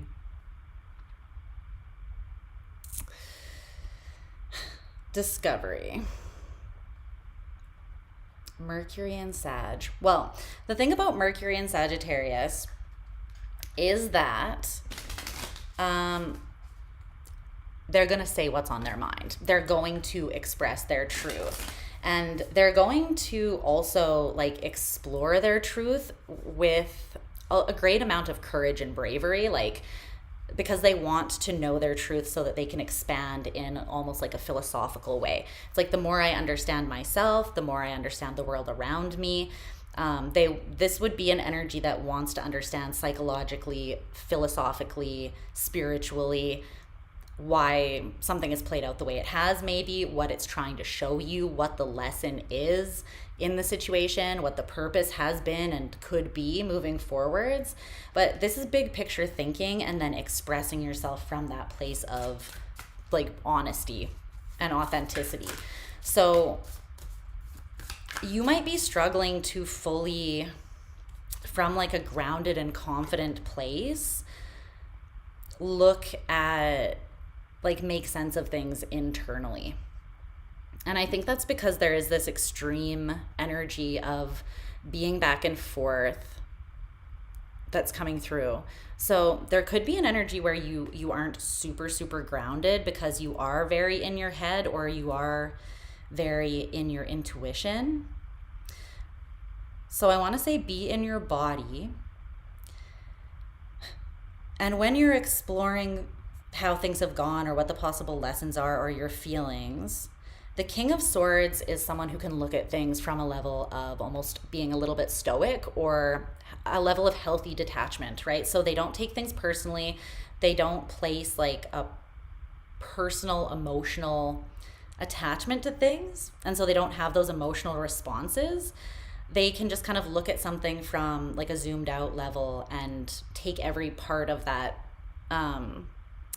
experience into consideration. And that's why they have such a clear, discerning view. And then they can express themselves from that place of all-encompassing truth as well. So that's the greatest challenge for you at this time. So it seems to me like when you do start to tap into what you feel about the situation, you do get a little bit overwhelmed because there is still an energy of tenderness that is being triggered with that Page of Cups in reverse. And because there is, you are feeling different things at once because you're feeling a lot. There is a part of you that, again, from that wounded place is maybe a little bit bitter or a little angry or just hurt still, or feeling insecure. But then there is another part of you that I feel like when you're honest with the truth of your heart and your desire, you do still have love for this person. So find a way again to try to find that middle ground or that middle path that allows you to take all of that into consideration and honor all of it. But I feel like that's your greatest challenge at this time. Okay, an important or prominent influencing factor, two things here, is the Heart Eater and Death of the Deceitful. So it's interesting because this card came out in the exact same placement for group number 1 as well, the Heart Eater. So you could feel, again, like there's something important for you in that message, or that there's a parallel or a connection between the two.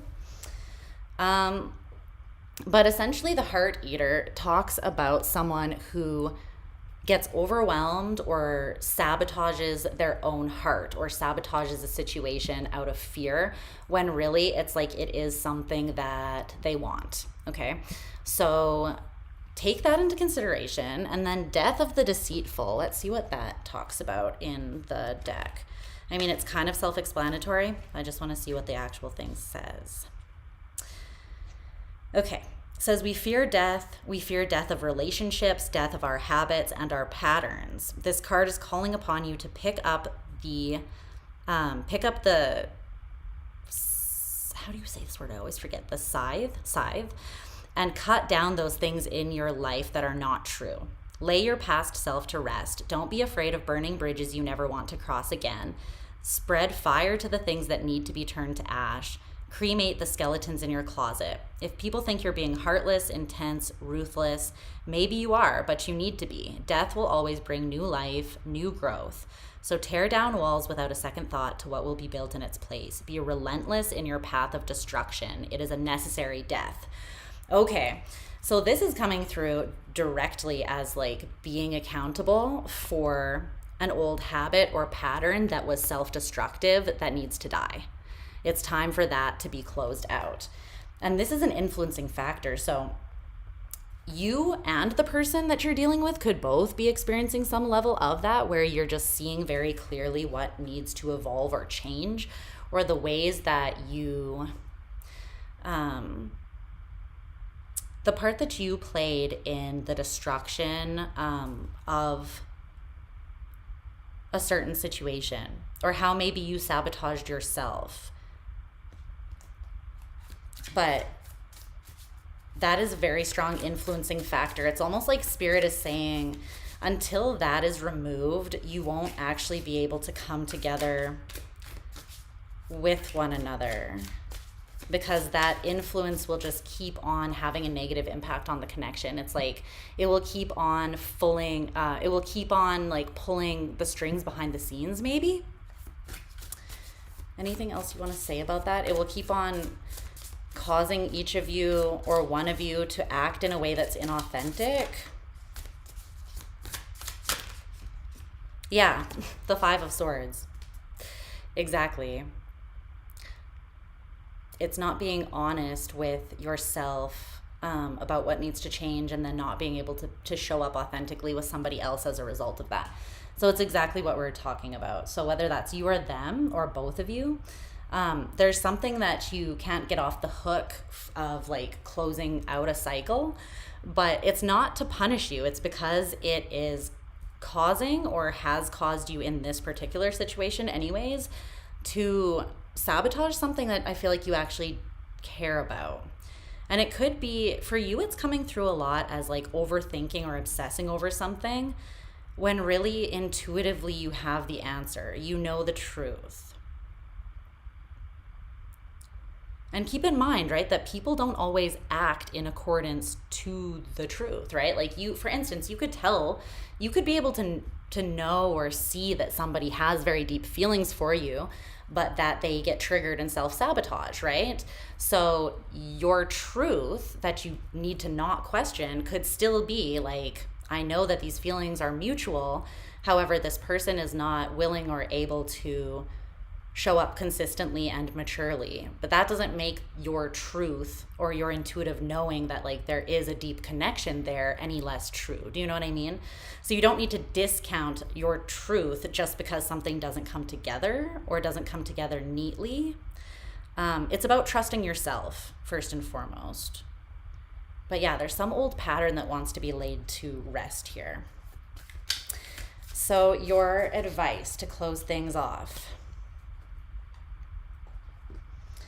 Okay, the card that came out, well, one came out first and then two came out to follow, but the main one is this standstill, which says alienation, stalemate, stagnation, withholding, grinding to a halt, insensitivity, and mistrust.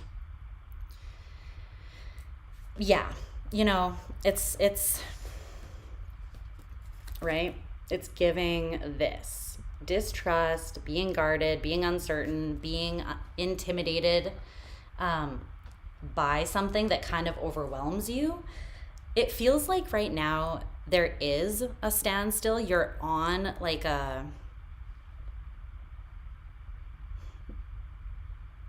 there is some sort of stalemate or pause that's happening right now. But it's not like it's the never-ending winter. It's like spring will come again. Everything is cyclical.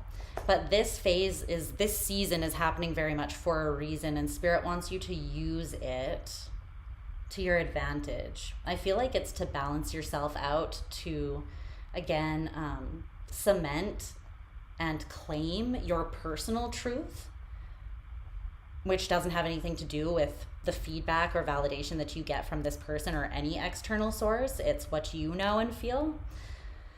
Because the other two cards were work on what has been spoiled and excess. So healing, correct past mistakes, make repairs, clean up corruption, restore balance, and responsible action. And then there's excess. Stress, overload, exhaustion, obsessiveness, gluttony, burdens, worries, and the breaking point. I feel like this is just this energy of extremism that needs to be balanced out.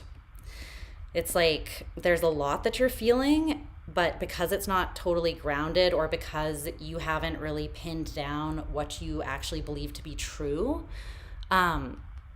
you're swinging back and forth in energies of excess, and I feel like it is exhausting you, stressing you out, and it's just not healthy. So it looks like your advice at this time, group number 2, is to take this kind of period of like this break or this standstill to heal, to restore your own internal balance, so that you know that whatever choices you make in the future are coming from a place of being grounded in your own truth. Do you have anything else to say about the advice for group number 2? It feels like you're on a bit of a plateau with this person right now, but it does seem like that's very much for a reason. I feel like the two of you, or either both of you or one or the other of you, you're being challenged to look at places of imbalance within you so that you can release old habits and patterns that don't serve you and are no longer relevant. That will just bring in more drama, complication, and confusion to the situation that doesn't need to be there. Because it's like there is love. And I feel like with the Queen of Cups, it's because she's a receptive energy. She is giving unconditional love, but she is also receiving it. So this is usually about reciprocated unconditional love from both sides. However, it's like despite that, so far, the Ten of Cups still hasn't been able to come together. And it's because there's something that is causing anxiety or something is off balance that needs to be adjusted. So it's not a lack of love or feeling. And even if for you and your situation, this is not meant to come together, it was still meant to highlight something that needs to be balanced within you that you can still work on. So you can still take this opportunity to look at yourself with eyes of compassion. Like, don't be hard on yourself, but do look at where it would be responsible for you to kind of find a middle ground or restore balance or do some personal healing. Okay? That's what I'm seeing. Yeah, because whether this person is coming back around or whether there's a new opportunity, something is going to show up. Okay, the Lovers is behind that. So it could be the same person because this came out surrounding your connection with them before, but it doesn't have to be. It could be another really strong connection, and it's almost like the universe is like, we're giving you another chance here, and they want you to come at it from a slightly different place where you've evolved, you've found new levels of balance and sovereignty within your own energy so that things can maybe go a little smoother. Okay? That's what I see for you. Group number 2. I love you so much. And now we're going to move on to the final group. Group number 3. Group number 3. Let's see. What does this say? Well, Echo's been talking.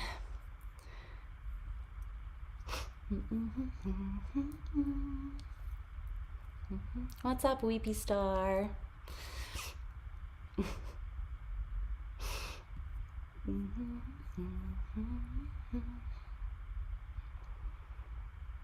Okay, if it's not your story, it's really, really simple. It's just not your story, so you don't need to take it personally or be offended or like whatever, triggered. If it's not your story, then it's not resonating with you for a reason, then it's just not your message. So that's totally fine. Sorry that you had to deal with that, though. That sounds like a heavy situation and a triggering situation. But I hope you sort that out. But yeah, you're new. Well, I'm glad to have you. Thanks for being here. Okay, let's clear these cards. We're gonna get to group number 3. Where are we at? So many cards everywhere. All right. Okay.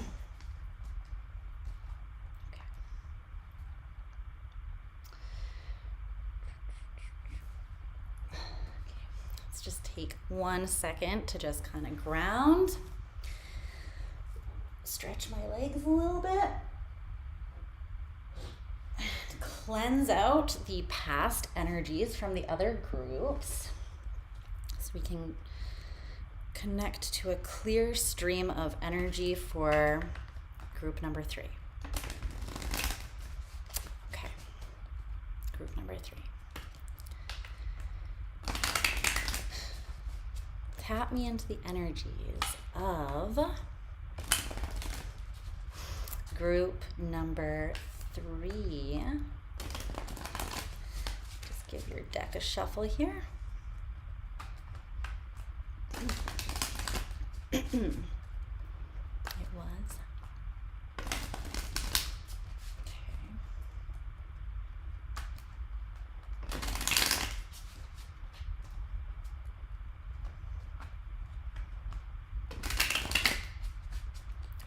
Whoa. All right. So, you do a timestamp for the people that like watching the pulling of the cards. 30.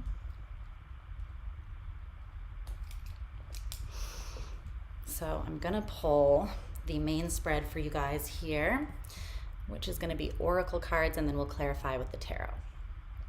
So just give me a few moments to get the cards down, and then we'll get into it. Okay, so tell me about group 3's current stance or attitude towards love.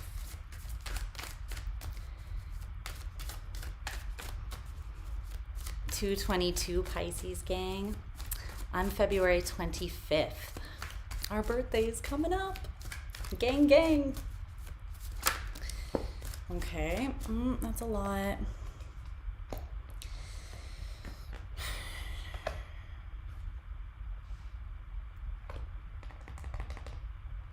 I don't feel like I want all of those. I don't feel like that's accurate. Let's just get like 1 or maybe 2 instead of 5 cards.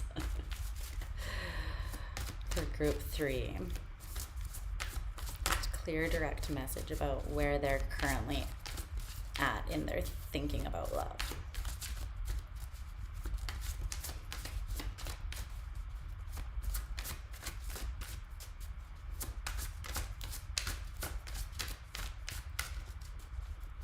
Three's attitude towards love. Oh, you're the 15th? Aw. Look at the Pisces gang. Okay, that card came up before too, so there. That's confirmation. All right.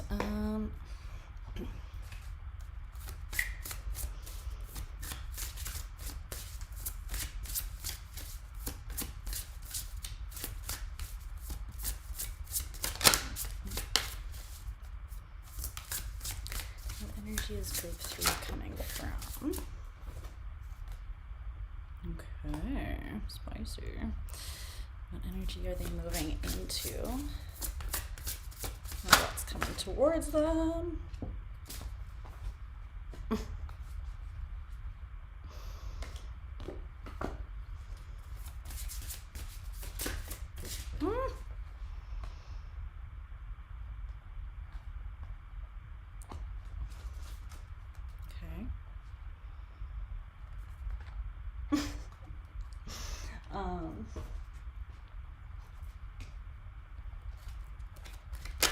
Cool.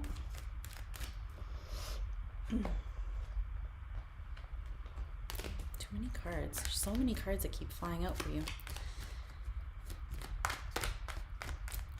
Current circumstances romantically for group 3.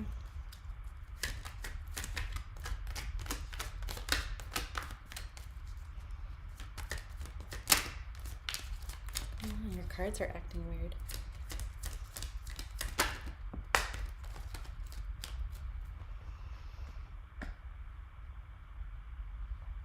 Okay.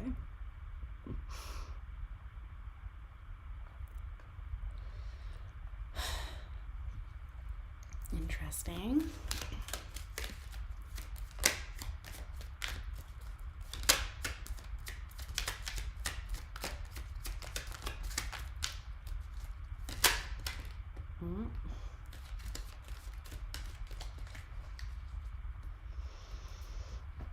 Okay, just 2 more cards, and then we're gonna get into it. Let's shuffle this a little more. Aqua vibes. What else here?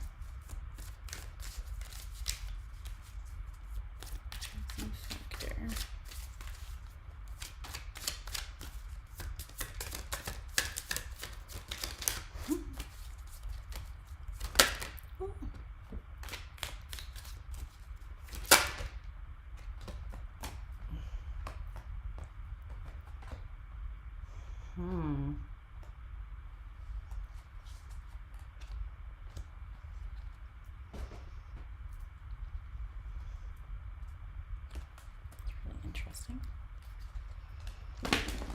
one more card for the advice.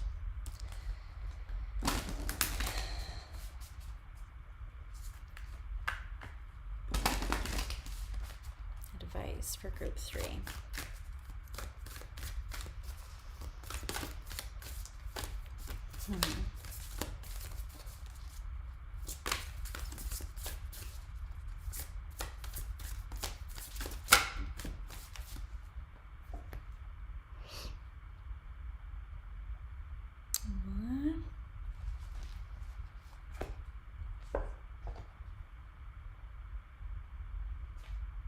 Okay.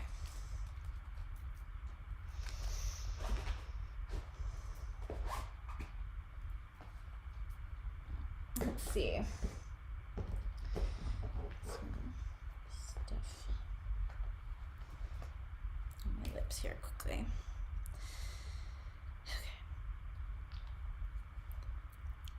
Okay.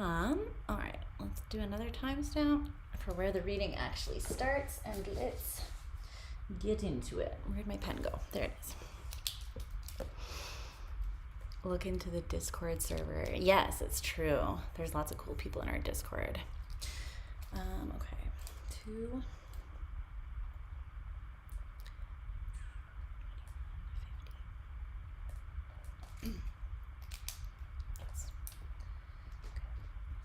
Hi, group number 3. I hope you're doing well. Thanks for hanging out. So you're in group number 3 if you chose the lovely, the stunning, the soft, and beautiful Fern Gully. Okay. There she is in all of her adorableness. Put her back there to foresee over the energies here. Okay.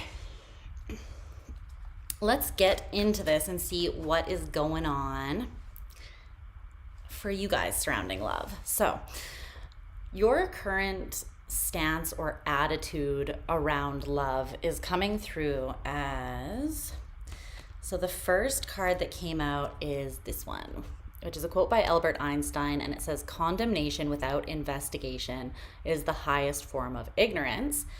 And then there's also this other card that came out after and says, there were 2 reasons I was scared to let people in: the damage they could do and the damage they could find.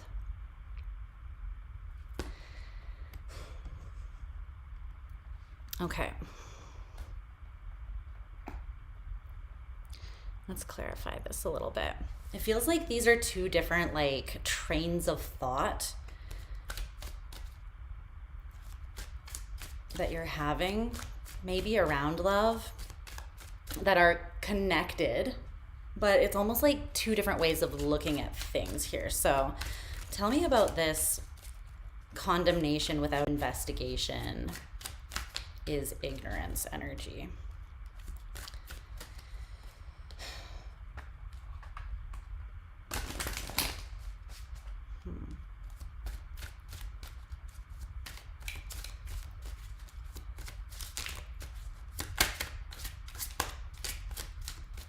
Condemnation without investigation is the highest form of ignorance. The Emperor and the 6 of Pentacles in reverse. Queen of Wands in reverse. Ace of Swords. The Fool in reverse. Okay. Tell me about this being scared to let people in.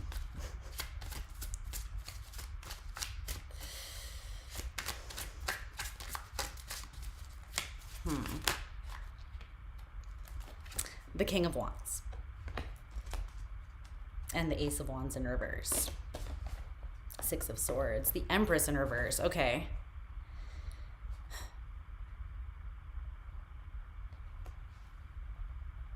Okay.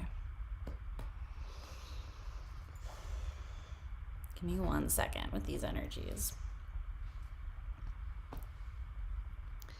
Something's coming through here and it's intense.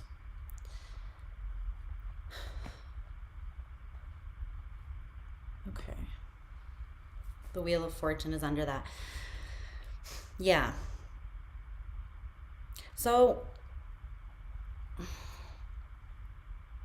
there are different things at play here for you that are all adding to your current attitude surrounding love. And I feel like you're kind of at a crossroads, or you're trying to like consolidate all of your feelings, even the feelings that are kind of like different, like looking in different directions or perceiving something from different places. You're trying to find a way, it feels like, to consolidate so that you can come out of a state of potentially slight mental conflict and move forwards in a more empowered energy.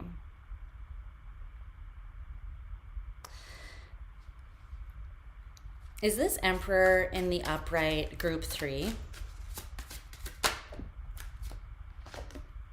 Yes.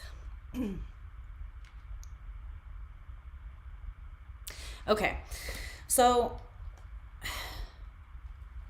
these are two very different parts of you. One that is a little bit more self-aware and present, I want to say, and willing and open to like look at your own shit and evolve, right? And then there's this other part of you that is a little bit stubborn, is, you know, maybe sometimes triggered, or just wants to essentially come to a conclusion that feels safe, if that makes sense. Something that does not feel like it could potentially, something that like leaves no room for you to get hurt.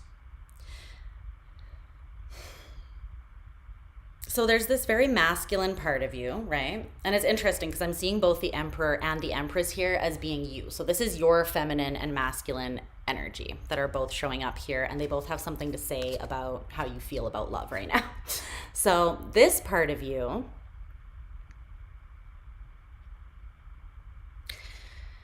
is the part of you that is very, you have a strong sense of self, you are confident, you are in dominion over your energy. It's kind of like a I don't let nobody fucks with me vibe. Again, it's like, I'm good on my own. I don't need you, right? I might want a partnership, but I don't give to anything that doesn't ultimately strengthen or support like the empowered person that I already am, right? This part of you is tempted for some reason to not give to something. But I feel like you're actively challenging that element of yourself.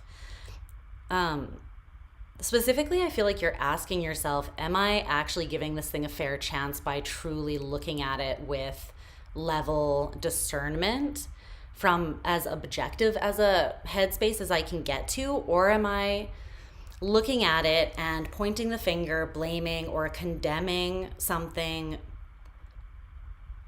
because it feels safer to revoke someone's access to me, or to pull back my energy that I've been pouring into something? And if this isn't surrounding a specific person, keep in mind that this could just be, it could be about like your approach to love overall, right? Maybe there's a part of you that is like, I need to be a little bit stricter with my boundaries. I need a little bit more of like calling the shots on who someone is straight out the gate, rather than just like giving them the benefit of the doubt or something like that, right? But there is a part of you that is challenging whether that's healthy or not, and where that would be coming from. Like where that condemnation or judgment would be ultimately stemming from is what that feels like. You're looking at that. But I like that you're questioning it in yourself from that place of self-awareness. And I think you're also realizing that perhaps that judgment could be coming from a space of fear. Specifically fear based on damage that has already been done, that you're still working through, or that it took you a long time to heal. That you still have some tender, vulnerable parts within you based on damage that's been done, and then damage that could be done.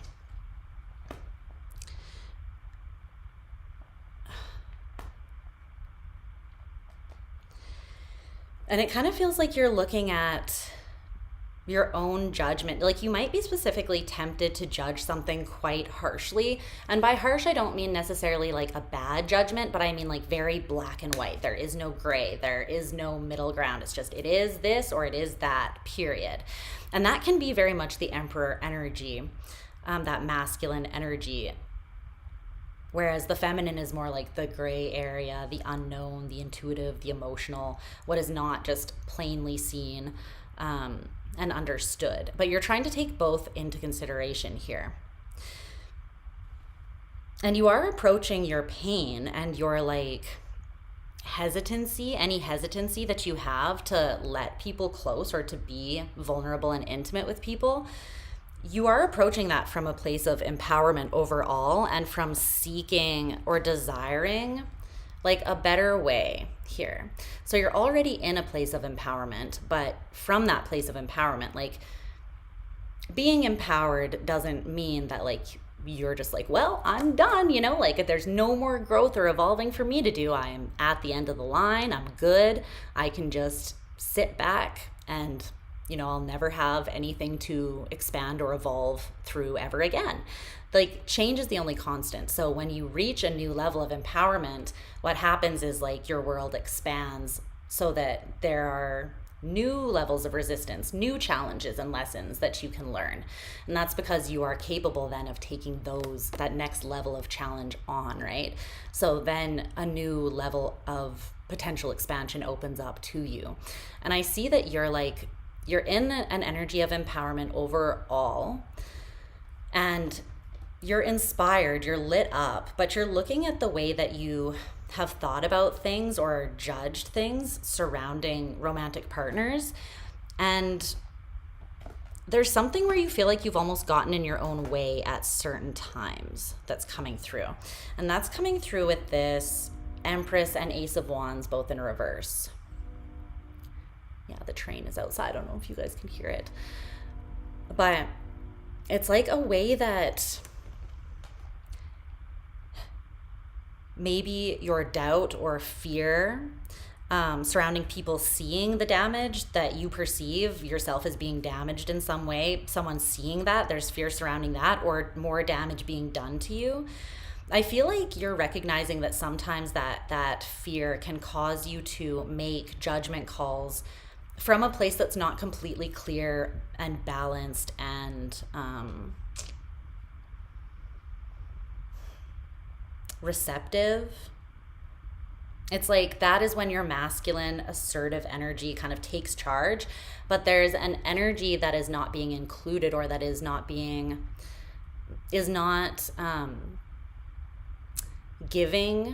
to that process in a way that's helpful or in the fullness of what it does have to offer. And that's your feminine energy. So overall, right now, I feel like you are looking at, and you could be doing this with someone in your life or not, but I feel like the overall vibe of your attitude towards love is that you're being quite real with yourself, and it's not coming through in a harsh way because you're pretty balanced and self-aware and intentional about your path and your journey and your relationships, your relationship with yourself first and foremost, because that's what you're focused on. Like, you're looking at this for you. You're becoming more insightful and doing this work to be more self-aware for yourself first and foremost, which is the way it should be. But I like that you're questioning and challenging yourself, because it's not in like I'm criticizing myself. It's just I'm being honest with myself, and that is how we grow. But yeah, you're kind of looking at like how you make judgment calls, where you could be more fair or balanced, where you're not allowing certain parts of yourself to shine and have as much of a say, maybe. And it could be specifically like your heart and your intuitive knowing that you give less weight to or less credit to, perhaps. Is there anything else you want to say about that? It's like it's coming through as the feminine energy is slightly less empowered here in the whole scheme of things.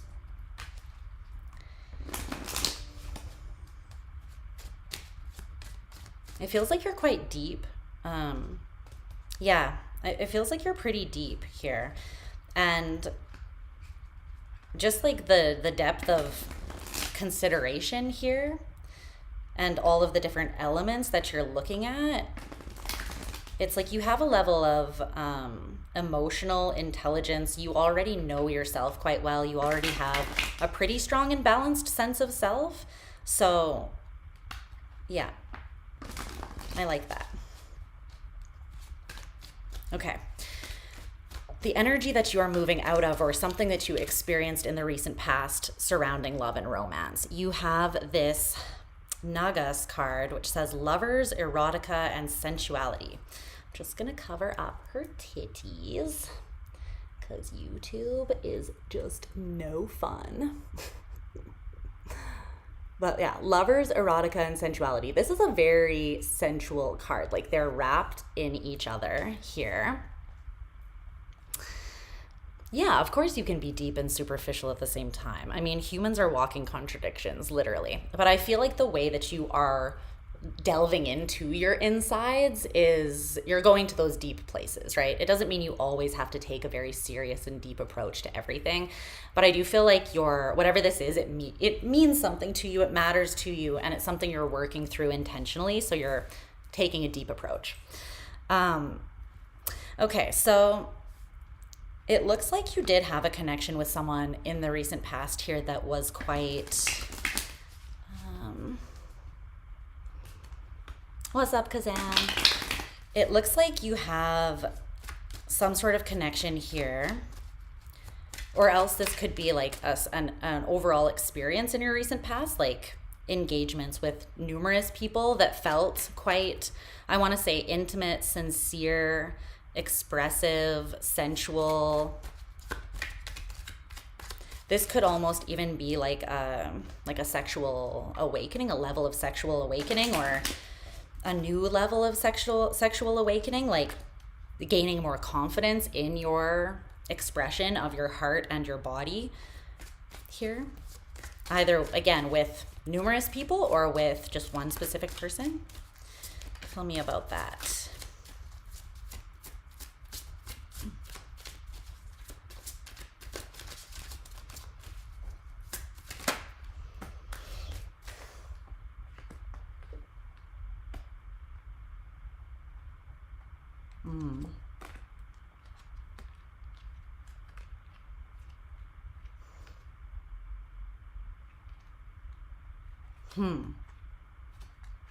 Okay.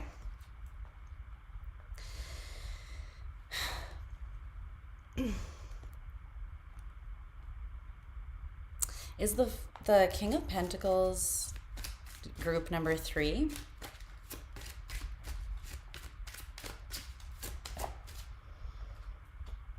No.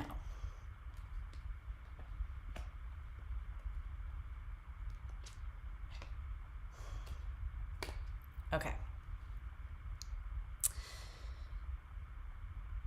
So what you're saying here is that in the recent past, there was, so this could come through a couple different ways. So if it's one specific person that you had a connection with, then I feel like this is someone that maybe you had cycles with where they were in and out, or you were together and then you would pull apart for a time, be separated, and then essentially I feel like there was at least one time where you were apart and then you came back together. So like a second chance was given or something like that.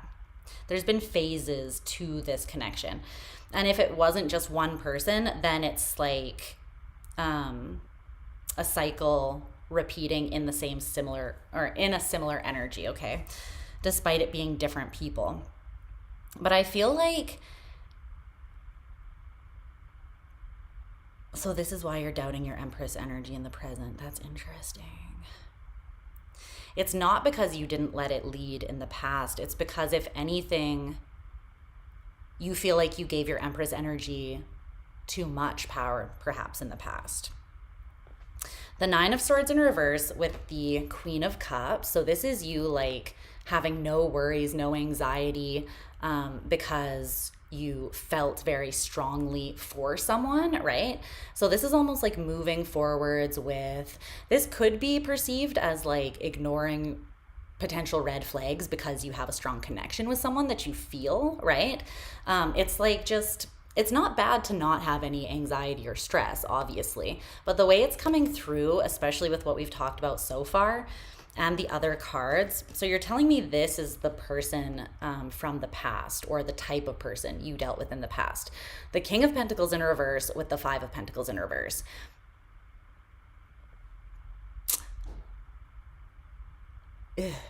Okay, take this on whatever scale, because there's scales of drama where you fall within this, right? But the King of Pentacles at their least shadowy in reverse is someone who, they don't have a strong self-awareness or boundaries, and so they're inconsistent with what they give and take, and they tend to take more than they give.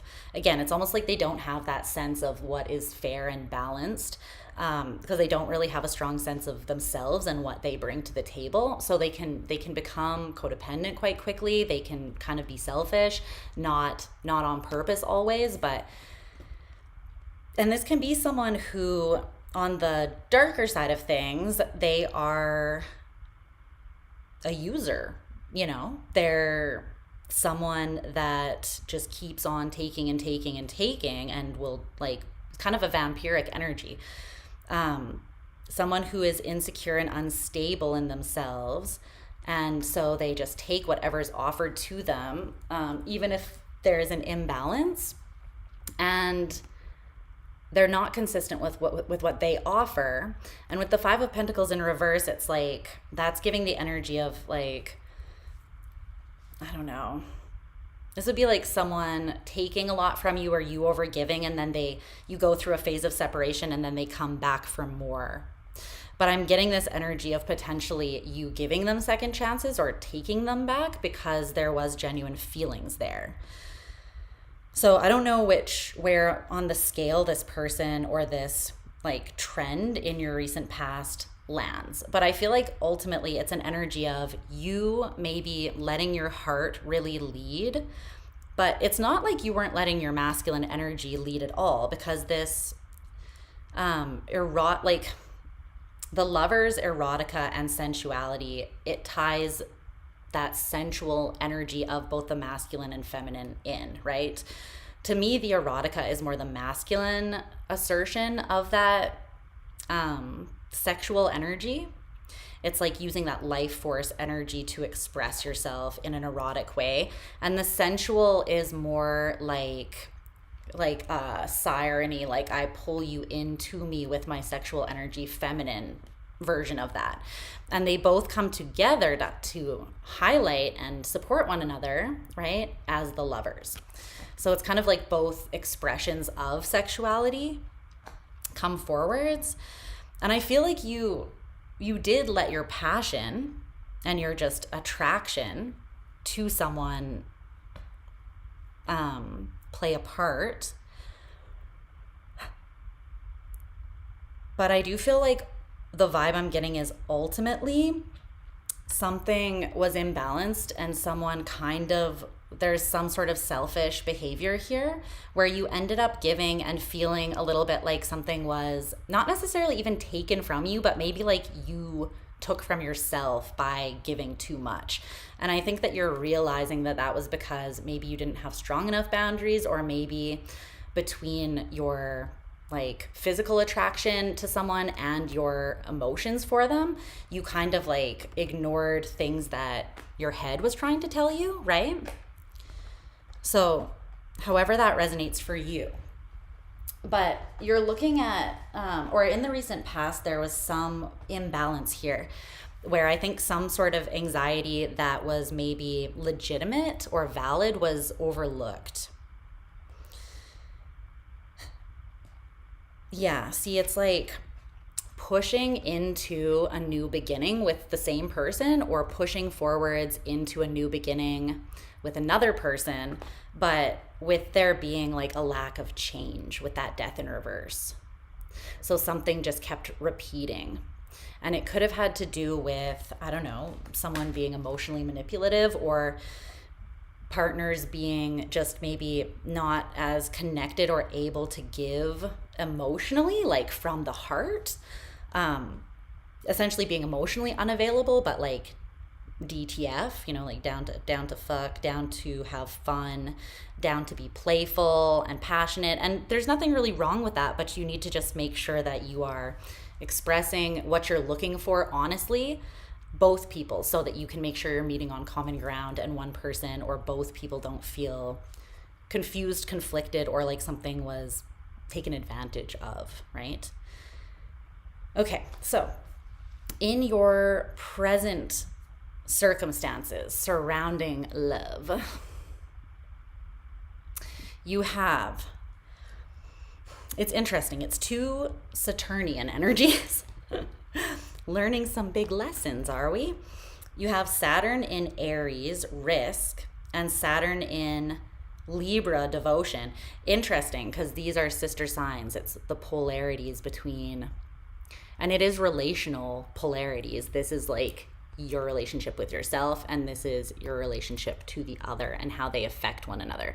So you have risk and devotion.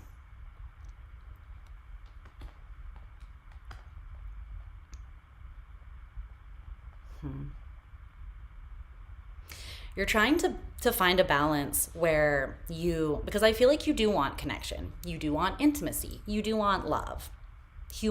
Most humans do, right? If we're being honest with ourselves. But you also see that as somewhat of a risk, and it's because of the way things have played out in the past. But you're also self-aware and empowered enough to realize that if you address the part of you that was kind of putting yourself at risk, right, then you can alleviate that risk. You can alleviate that being a problem again, essentially, by drawing awareness to it and then not acting that way again.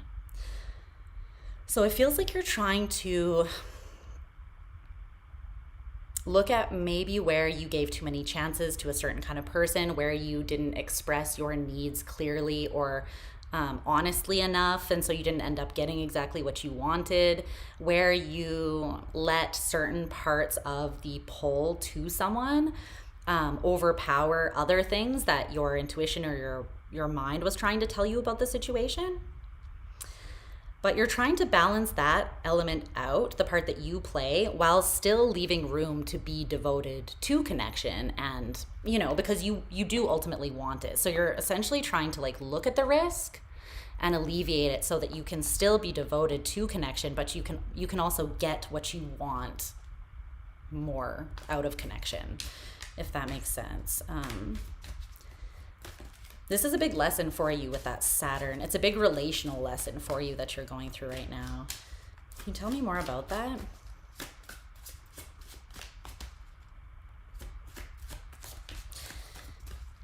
For the person I'm talking to, it feels like there's two very, very distinct parts of you. And I can totally relate to this. It's like there's like the like wifey or hubby in the streets and like the freak in the sheets, you know? It's like there's a part of you that is very sexual, that is very erotic, that is very masculine energy. And, you know, gets a little bit lusty and enjoys like sex and physical connection and that sort of thing. And as we all should, right? In whatever way is healthy for us. And then there's this other side of you that is like hardcore lover girl, lover boy, like hopeless romantic. And it feels like you're trying to balance those things out.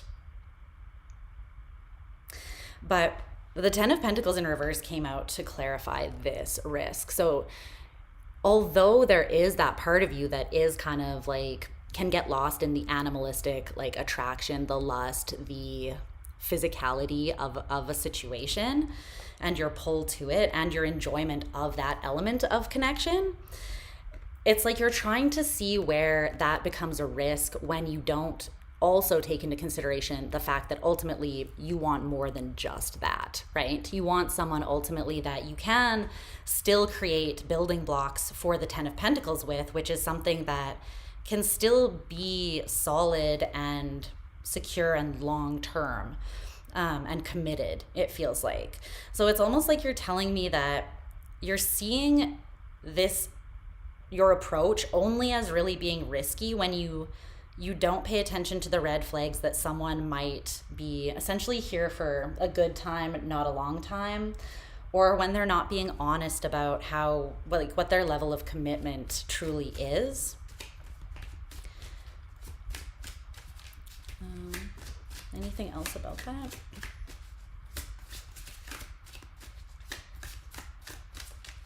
Because you are very much still devoted to some form of intimate or romantic connection.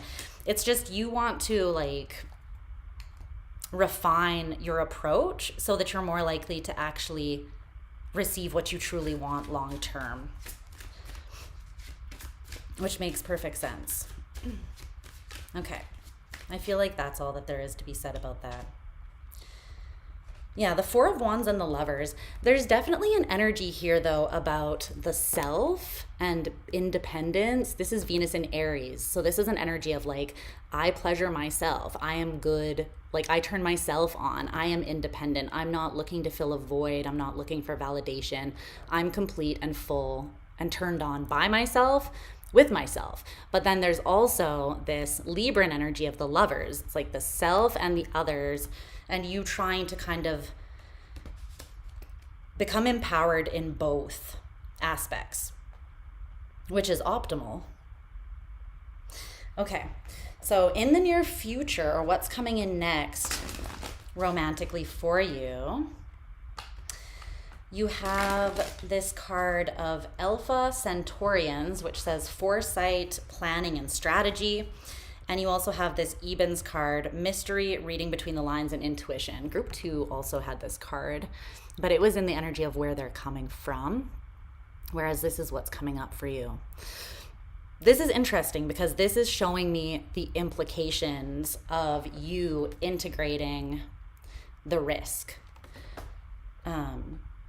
You evolving beyond the risk and integrating a new element that removes that risk. So here, you're still allowing your intuitive and emotional self to be present, which is very necessary, but you're adding in this other element where you add a little bit more foresight and strategy, or it's not coming through as manipulative or sitting down and having a step-by-step game plan, though. It's not coming through as managing or trying to control something. It's just coming through as allowing that part of yourself to also be present and have a say. So if it does come through where the more analytically logical side of you comes through with information and is we know that, this person has got big D energy and they look awfully hot in those gray sweatpants. However, let's just cool down for 1 second, and let's also take into consideration any possible red flags or concerns or things that we might need to discuss before jumping in head first that we would regret not discussing first. You know what I mean? So I'm seeing this as a balanced, more leveled out energy.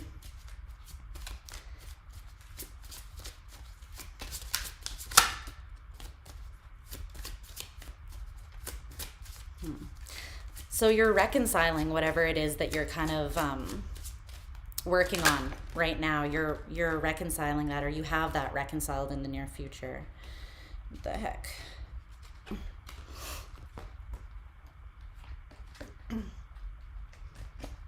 Okay. Exploded. Let's see if we can get just a few cards. Whoa.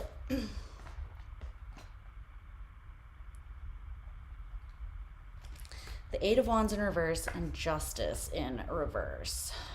What's that?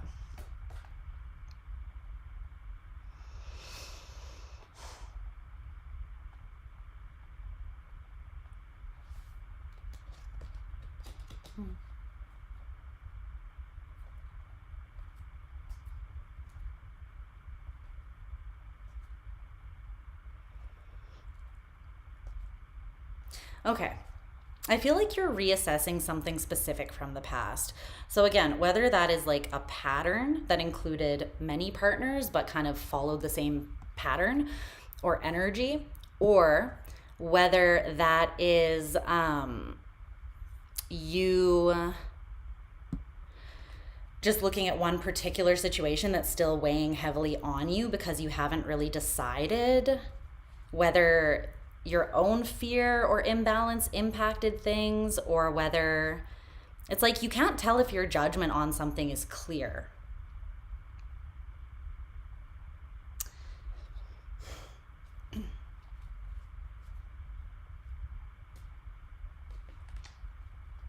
What's the Eight of Wands in reverse? It kind of feels like this is something that you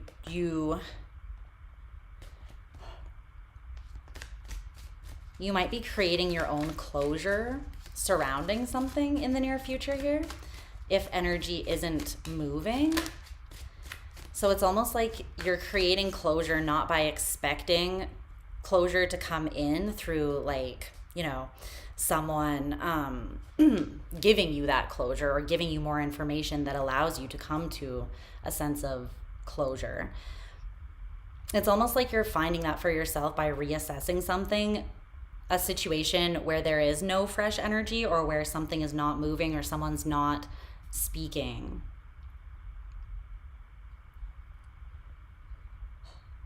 And you're trying to look at something and figure out, I feel like, whether it was just or not here. So what's the Eight of Wands in reverse?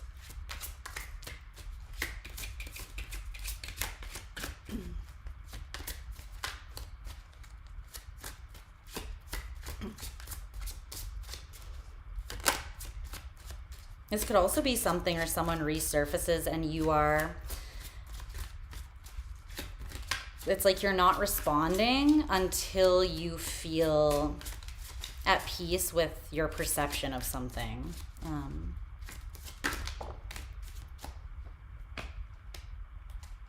The Hierophant in reverse. The Eight of Wands in reverse, the Hierophant in reverse. It just feels like something is not really coming into physical being. Like something isn't actually physically manifesting. So someone might not be coming back around, or someone might not be like committed. This could be a connection that you felt very strongly in the past, but again, you're not sure if your perspective was blurred or your perception was blurred. And it's something about like there is not a current commitment to the situation. So again, you're creating closure by looking at something with which the energy has been cut off, or it's not moving anymore, so that you can kind of come to terms and figure out where you stand on something, and you can have an internal state of peace and move forwards or integrate any lesson.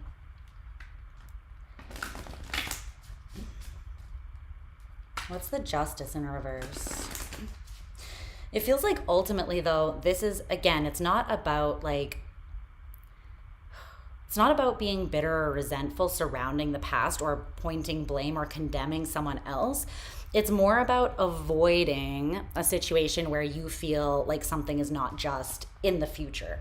It's like, okay, what is in my control? How can I implement new levels of understanding and insight, and allowing more of myself to holistically speak up when I'm discerning a situation, whether it's what I really want or not, to avoid some sort of injustice or feeling like something has been taken from me, or feeling like I didn't get what I wanted, or I gave a lot and it wasn't reciprocated in the end, or something like that.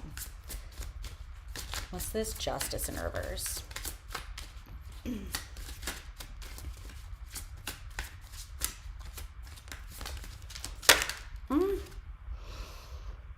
The Lovers and the Seven of Cups. It's a lover's connection that confused the hell out of you, it feels like. And you're trying to drop the weight of it so that you can pursue something that will truly fulfill you, because whatever this was, it left you wanting. It left you needing to do some healing and some looking at yourself. And that's not because it was your fault, whatever happened. That's not because it was anyone's fault. It's just because that's how you grow and that's how you do better the next time around, right? You learn the lesson, you integrate the lesson, you move forwards as a more evolved version of yourself. But there's something here where maybe there was a very strong connection, right, between you and someone, and you did have very strong feelings. And there was also a very strong, like, physical or sensual connection between the two of you, or passion. But it still left you confused, or maybe feeling like an option, or feeling as though some sort of injustice took place, or things just didn't pan out the way you wanted them to. And now you're trying to take a new leap of faith, but you want, like, clarity, a little bit of clarity, or at least to create your own closure surrounding this so that you can move forwards with that understanding under your belt, the Fool.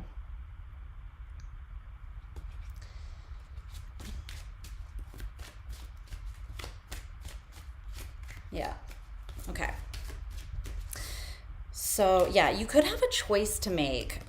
This specific connection or someone from your past could be coming back, and I feel like you're going to have a choice to make, and you want to make it from a place of confidence and knowing where you stand and what your needs are, so that then, yeah, you can make a clear judgment call from the heart and be like, okay, this either aligns with what I desire and deserve, or it doesn't. And it's not personal. It's just like, you're either there or you're not, right? So if someone comes back around that has the potential to be the King of Pentacles, but is showing up in this energy of like, I'm entitled, I'm selfish, or I'm only in it for like the superficial elements of the connection, and I don't take accountability, I just kind of come and go, blah, blah, blah, however that manifests for you, you're going to have a chance to, where in the past you may have just like overlooked red flags or possible things that should concern you because of your feelings and because of the attraction or the chemistry. You want to, if you are offered this opportunity again, it feels like you want to approach it from a bit more of a balanced, grounded, and discerning space so that you're not confused. And it could be coming back around for, like, to give you the chance to do that. Okay. Your greatest challenge or resistance right now is coming through as Mars in Taurus, defense. Okay.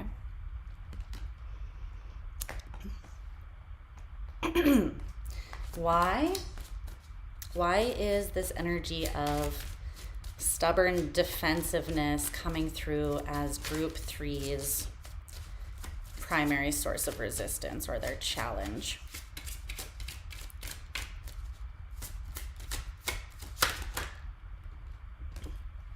The Eight of Pentacles, the High Priestess. Sorry, let me take a drink. My throat's a little sore.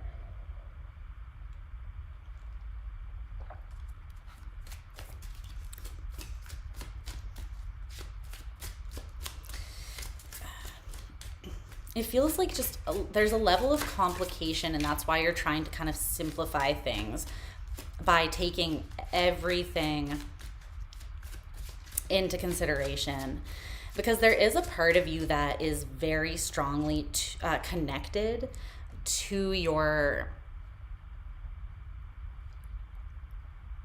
feelings, your emotional feelings, and your intuitive nudges surrounding a certain connection.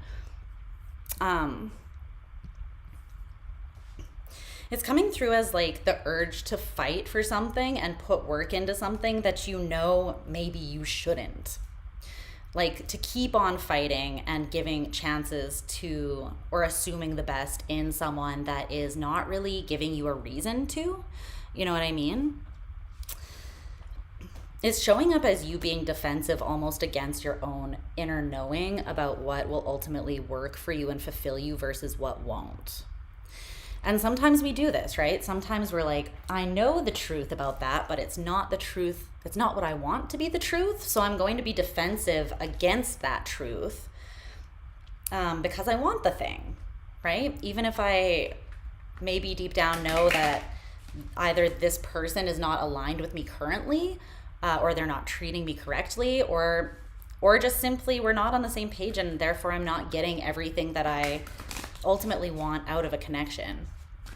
It's not checking off all my boxes. I'm settling in some way, or I'm being hurt in some way.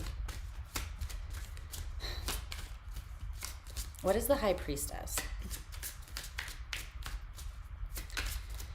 There's also this sense that you're like, something could work here. Like you see the potential and intuitively you feel something could work. And if it did work or come together, it would be really powerful and beautiful. So this is also about you basing your judgment calls on what is real in the present and not what something could be as well. That's important. Unless someone is showing up and you're both showing up and you're in that transformative process and you're both active and intentional in putting the work into yourself to grow and evolve into the potential, right? Then you can come together and you can grow together. But if like you're the only one putting in that level of effort because you feel the potential and the other person is just consistently not, then that's different, right?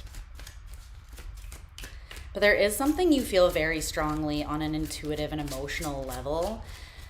But there is a part of you that feels misguided by that part of yourself, and that's why you're kind of investigating this Empress in reverse energy. Okay, I guess that's all for that. Nothing else wants to be said about that.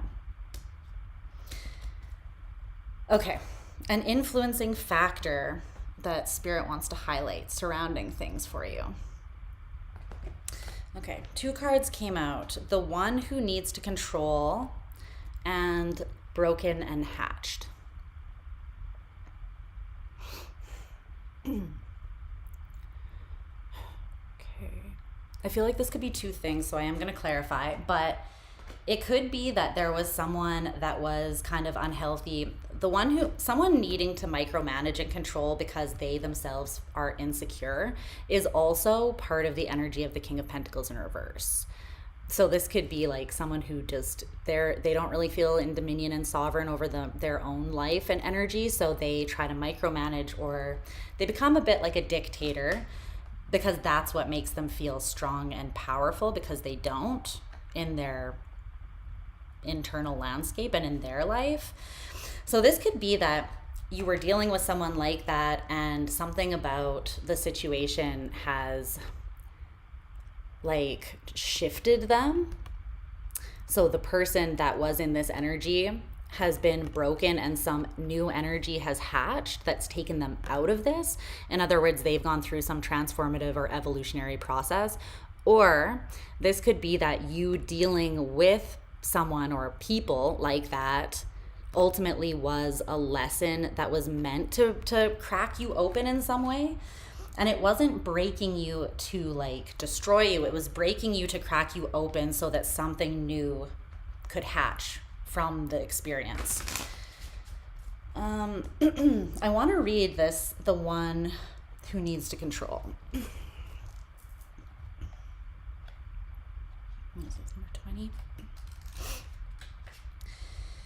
Okay. So it says, this way of being isn't helping anyone. Fear can cause us to try to control ourselves, others, our path. What this obsessive energy does is make us more stuck than we were before and even more afraid. Take a deep breath. You're going to be okay. I know it's hard. When we release our fist, when we give way to letting life wash over us, we can be free. The need to control is so closely followed by disappointment. When things don't go our way, what does that mean? What is your way? And how has it changed from 10 years ago? What were your goals and desires then? Things change so much, we can't predict what will make us truly happy until we try new things. And sometimes the best of those new experiences are happy accidents. Palms up, hands open, receive all of the wonders waiting for you. So yeah, there's someone that was very stuck in their own way and needing to control the outcome, and then potentially being disappointed or reactive when things didn't play out their way. And then the broken and hatched card is just about the ability to see a new perspective. And that new perspective or ability is directly stemming from some sort of rude awakening or something breaking you open to liberate or set you free. So again, that could either be this person that was in the controlling energy that happened, or you that happened. But this is an influencing factor where that evolution is taking place for someone. Judgment. Yeah. Plutonian energy. Deep transformation of an element of the shadow. To create like a whole new way of existing, a whole new life. So that's something that's influencing, an energy that's influencing the situation. All right. So lastly, your advice, my lovely, lovely group threes. You have two cards here. So the first card that came out is the energy of increase, and the second one is the gentle. So increase says sharing, reaping rewards, overflow, expansion, flowering, encouragement, fertile ground, and abundance. And the gentle is penetrating, a soft approach, faith, moderation, a subtle but deep influence, understanding, and non-violence.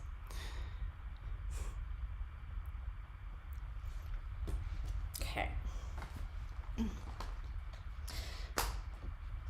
Just gonna clear the other cards because I feel like this energy just wants to be looked at on its own here. Okay. Let me see.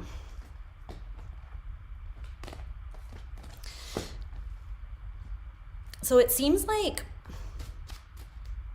there is like a soft approach, a moderate middle ground approach that you are meant to take that is going to, it's interesting. It feels like it's coming in subtly, but has a very, very deep influence on you, and an influence that is going to be very long lasting. It's going to bloom and blossom over time. It's going to allow you to share yourself from a more authentically abundant place, and therefore bring more towards you, more energies of reward, abundance, and expansion. Essentially, whatever is happening here is creating a very fertile ground for abundance to grow in. Whatever part of you is being penetrated is meant to uncover a new approach, a more faithful approach, a bit of a softer and moderate approach than you're used to taking. So that is your advice anyways, to allow that to happen. What else do you have for advice for group 3 to close things off? There is something about being gentle though with yourself that's important. The 3 of Pentacles.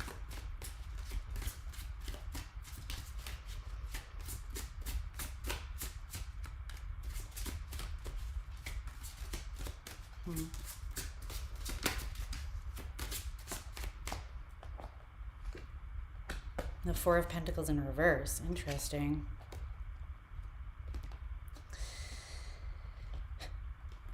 There's a higher perspective here that you're going to be gaining with the Hanged Man. And it's interesting, the Hanged Man is also Neptune energy, and you have the 7 of Cups behind that. So both of these can be about, again, confusion, illusion, blurred lines, unclear waters, just not really knowing what the hell is actually happening. You're gaining some sort of higher perspective here on why things have unfolded the way that they did, and why maybe you were drawn to something consistently, or allowed something to come back to you consistently.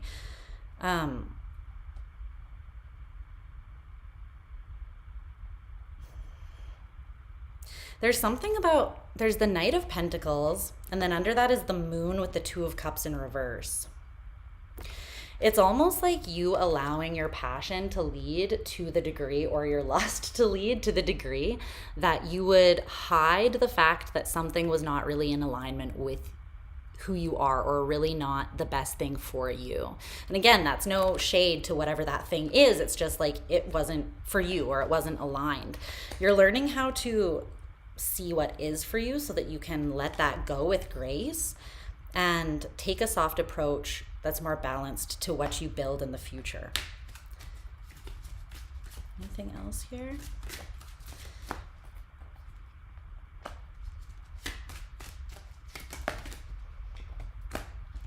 The Four of Wands in reverse, Death in reverse, the Queen of Cups and the Six of Pentacles in reverse, Seven of Swords. It's coming through as something you don't want to see because there is that like hardcore romantic or lover part of you that has a hard time not giving once that part of you is sparked. Once that, like, the potential, right? What is romance? It is like uncertainty. The nature of romance is uncertainty. This is coming through as the part of you that wants to look at the potential because you can get lost in it because of that romantic element of you. But there's also this practicality that is like, there can't be balance if something is not changing or willing to evolve or meet you halfway. So that's kind of defining surrounding what you ultimately choose to put your time, effort, energy, and love towards. Something that you'll be considering moving forwards, I feel like, or you're being advised to consider it moving forwards. Okay, that is what I see, my beautiful, beautiful group number 3s. So I hope that these messages resonated for you, if they were meant to, if they were yours. As always, I'm sending you guys all of the love in the world. I hope that you're doing well. I do have an all signs scheduled for Monday, I think, Monday night. So, and that's just going to be the message that you need to hear most. So feel free to come hang out if you feel called to do so, and we'll dig into things from an all signs sort of perspective. So many things you found out that you missed through introspection. Yeah, I feel like that's always the case. But you're doing the work to do the introspection and to look at it. So that's fucking beautiful. But yeah, I'm sending you guys lots of love. I'll see you on Monday if you're able to make it. And I'm gonna bid you adieu for now. Mwah! Have a great day, night, afternoon, wherever you are. And I'll talk to you guys again soon, okay?